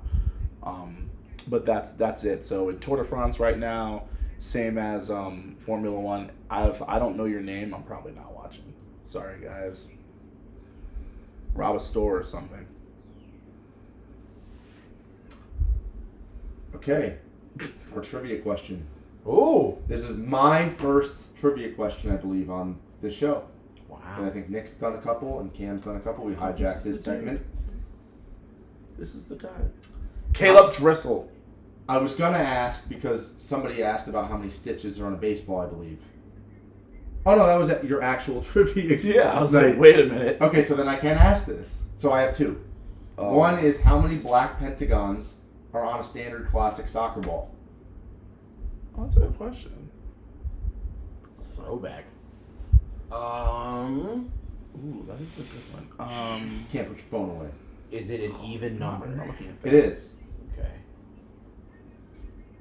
Phone down. See. Phone down. 24. No. Fuck. How many pentagons are on a soccer Black ball? pentagons. Black pentagons? Yeah. I believe there's more white. Yeah, there is. Well, if that's how the design goes, but we'll say so. He said how many? 24. I said 24. But it was Well, obviously... you can't tell me more or less, so hold on.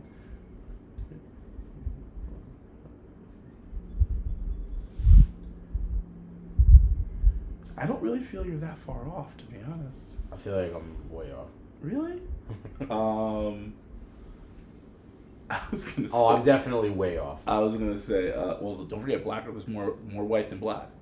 I know, but still. So on a size 5, I would say I don't think that. I was gonna say like 22 to start with, but I'll say 30. Nope. Cut Nick's answer in half is 12. Yeah, Wow. I don't think there's that many. So I was way off. I was counting. All right. Then, my other trivia question, because I wasn't sure if I was going to use that one or not, was Okay. which two colleges competed in the first American football game? Is Notre Dame one of them? No. Army, Navy?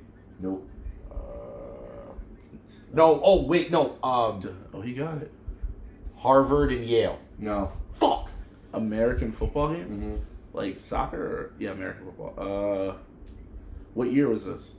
That I don't have. I didn't look that up. Oh, you know what? It's probably one of those like NIAA schools, so it's probably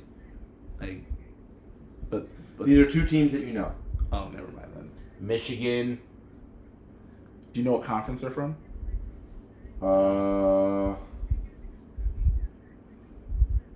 Had to have been in the 1800s.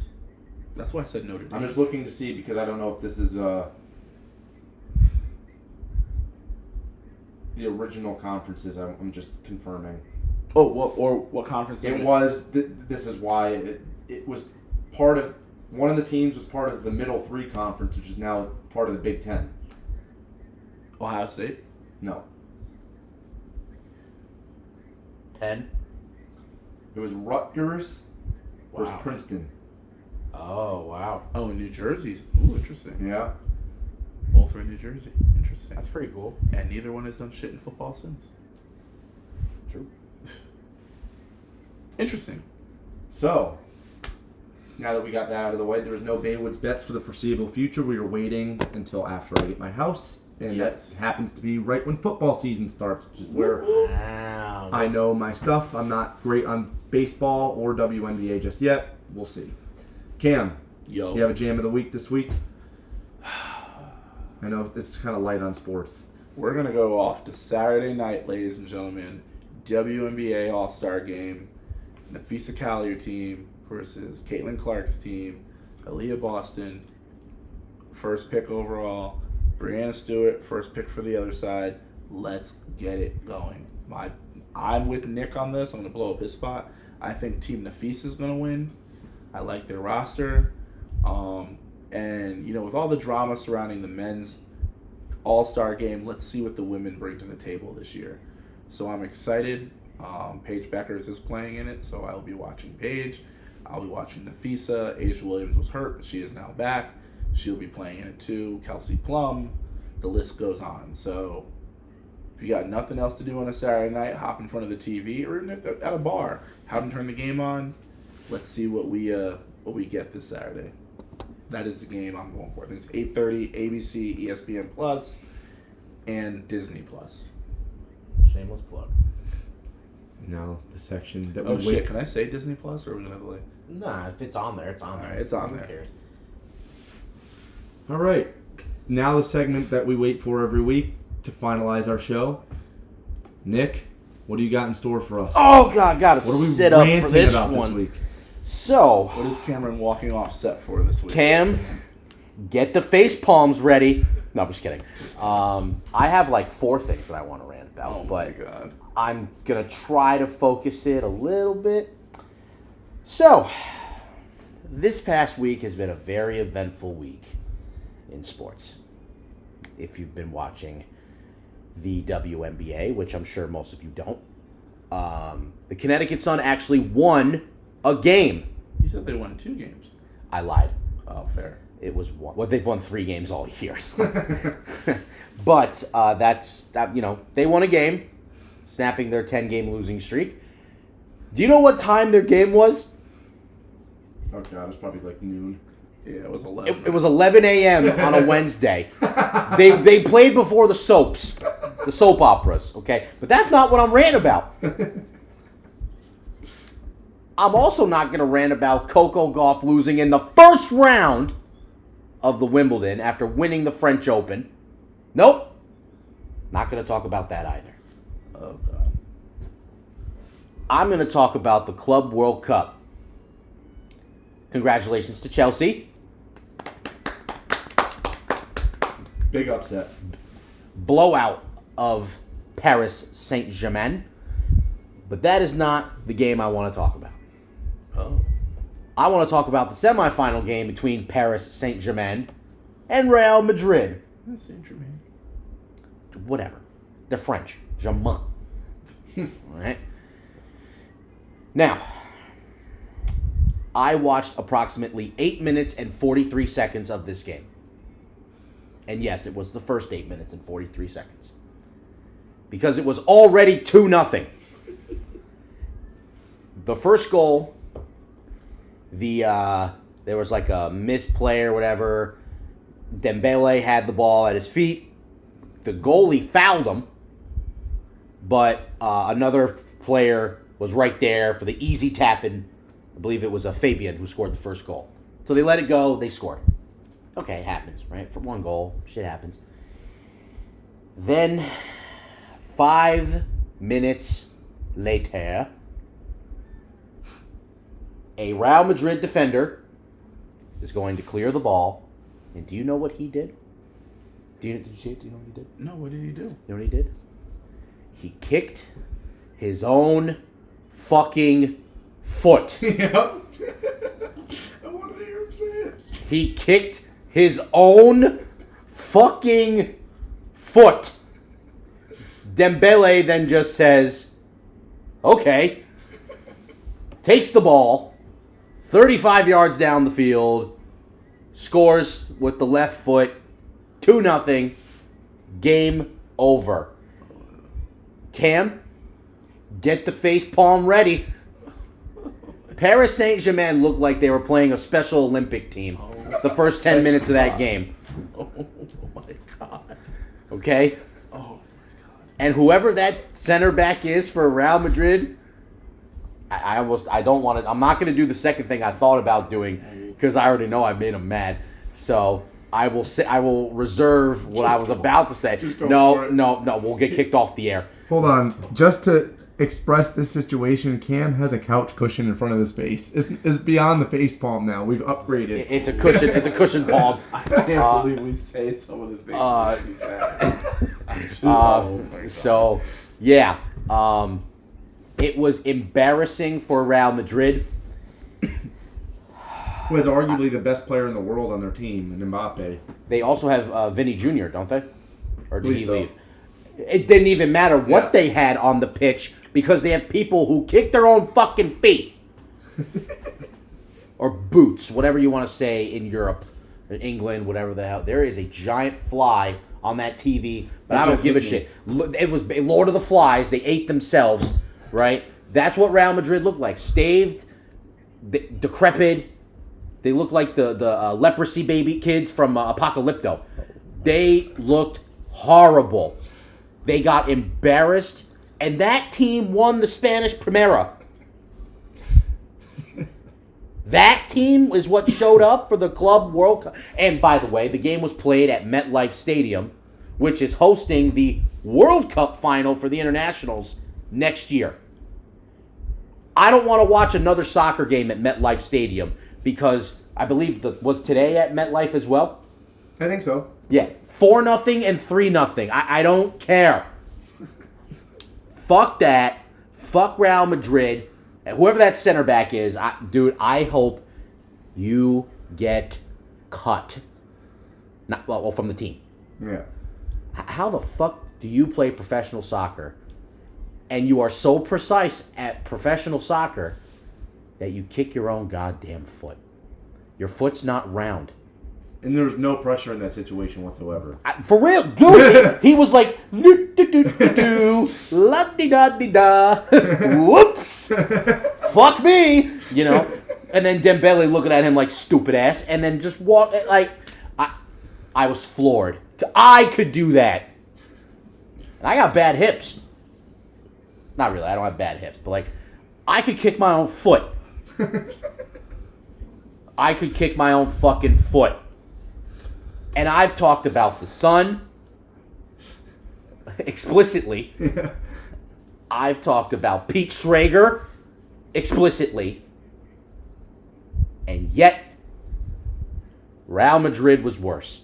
That is my rant for the week. Take it how you want. I will be back next week with yet another rant for your entertainment. I hope you're pleased, Matt. I'm always entertained. Because I almost texted you and said, what the fuck was that? Yeah, I was watching it at work. My God. Sorry, Cam. It had to be said. I have to be the voice of reason here. Yes, you do. Because there was... Oh, my... Did you watch the clip? Did you watch the clip? Of his foot? Yeah. No, I'll do it right now. Okay. While you keep ranting. Watch it and tell me he didn't look retarded. Oh. Really? Yes, really. Oh, my goodness. I'm sorry. No other word to use? Sorry. What am I Special looking needs. Couldn't just say dumb. You had to go there. What's his name? Mentally deficient. What's his name? Just type in Real Madrid. I don't even know his name. That's how unimportant he is. I'm gonna look up his name right now. Just look up the Real Madrid highlights. Right. It was embarrassing. Who'd they play? Paris Saint-Germain. Okay. I was listening to your thing, I swear. Oh. See, how can you get upset if that? What, me? Yeah, man, he putting I'm the not cushion upset. over. He's like, I wasn't listening. No, versus Paris Saint-Germain. I said no. Here we go. I want you to watch the first 8. It's not even going to be 8 minutes. It's going to be like the first 2 things on the fucking highlights is goalie literally shoulder tackling Dembele's ankles and Muay Thai kickboxer only at the feet.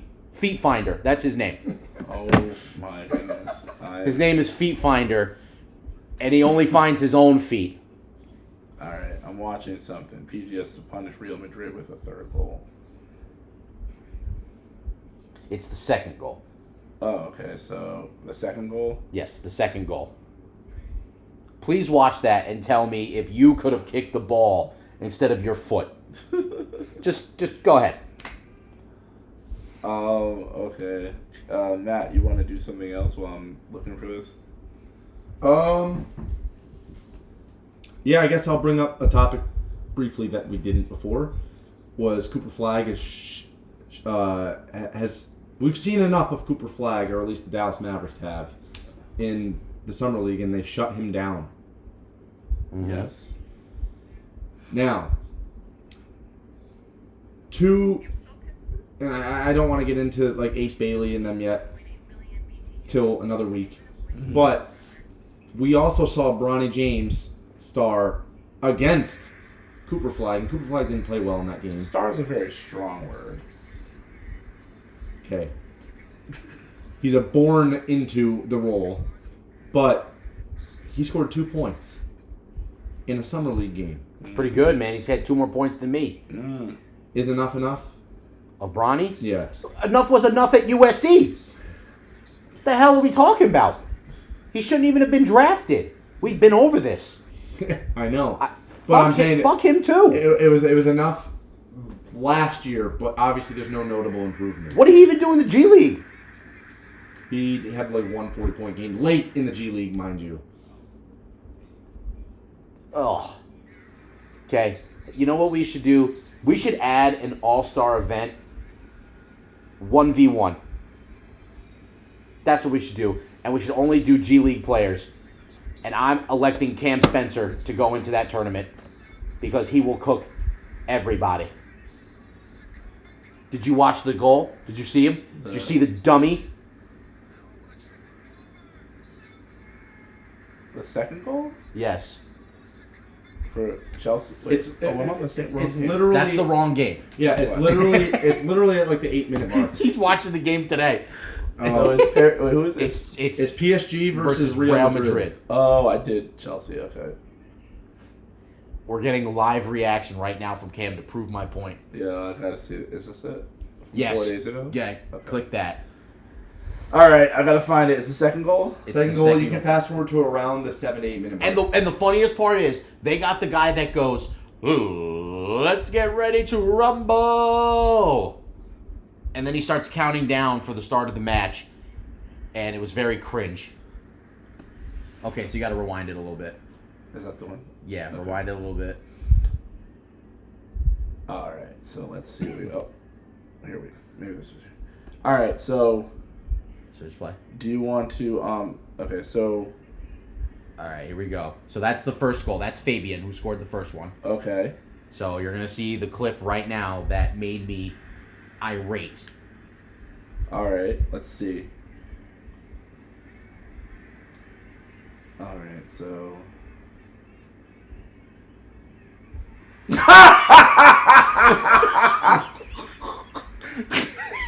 He whiffed it. Told you. Oh my He literally god, he kicked his whiffed own it. foot, bro. That's hilarious. And then Dembele just ran and took the ball. He just said, "Thank you." I didn't know that was that bad. see? Oh See? my god.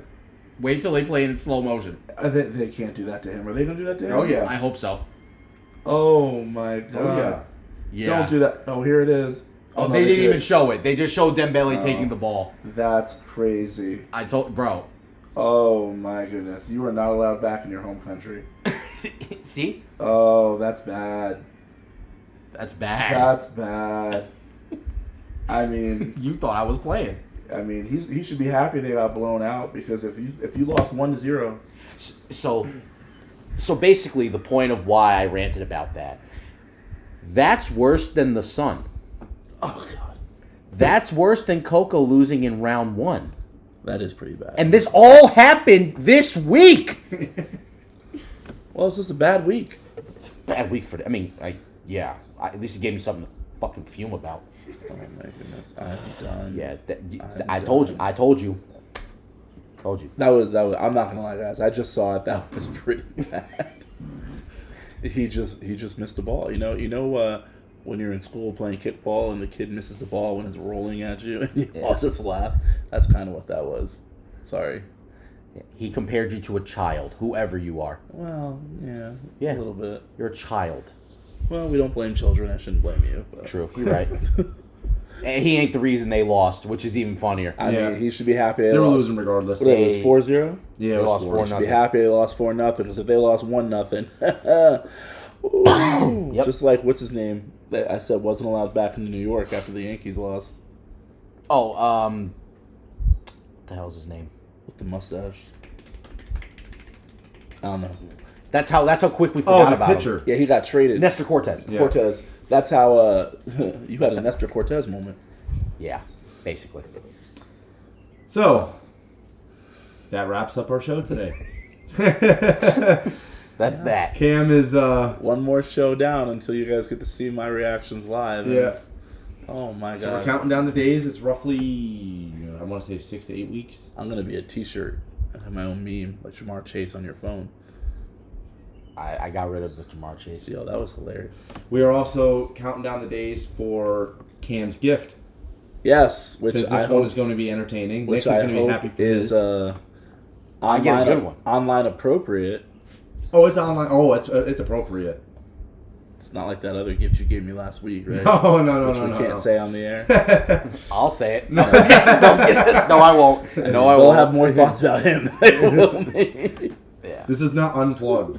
I mean, basically, his fishing page will blow up more than it already has. Hey, yo. All right. So that concludes episode 21. See you guys next week.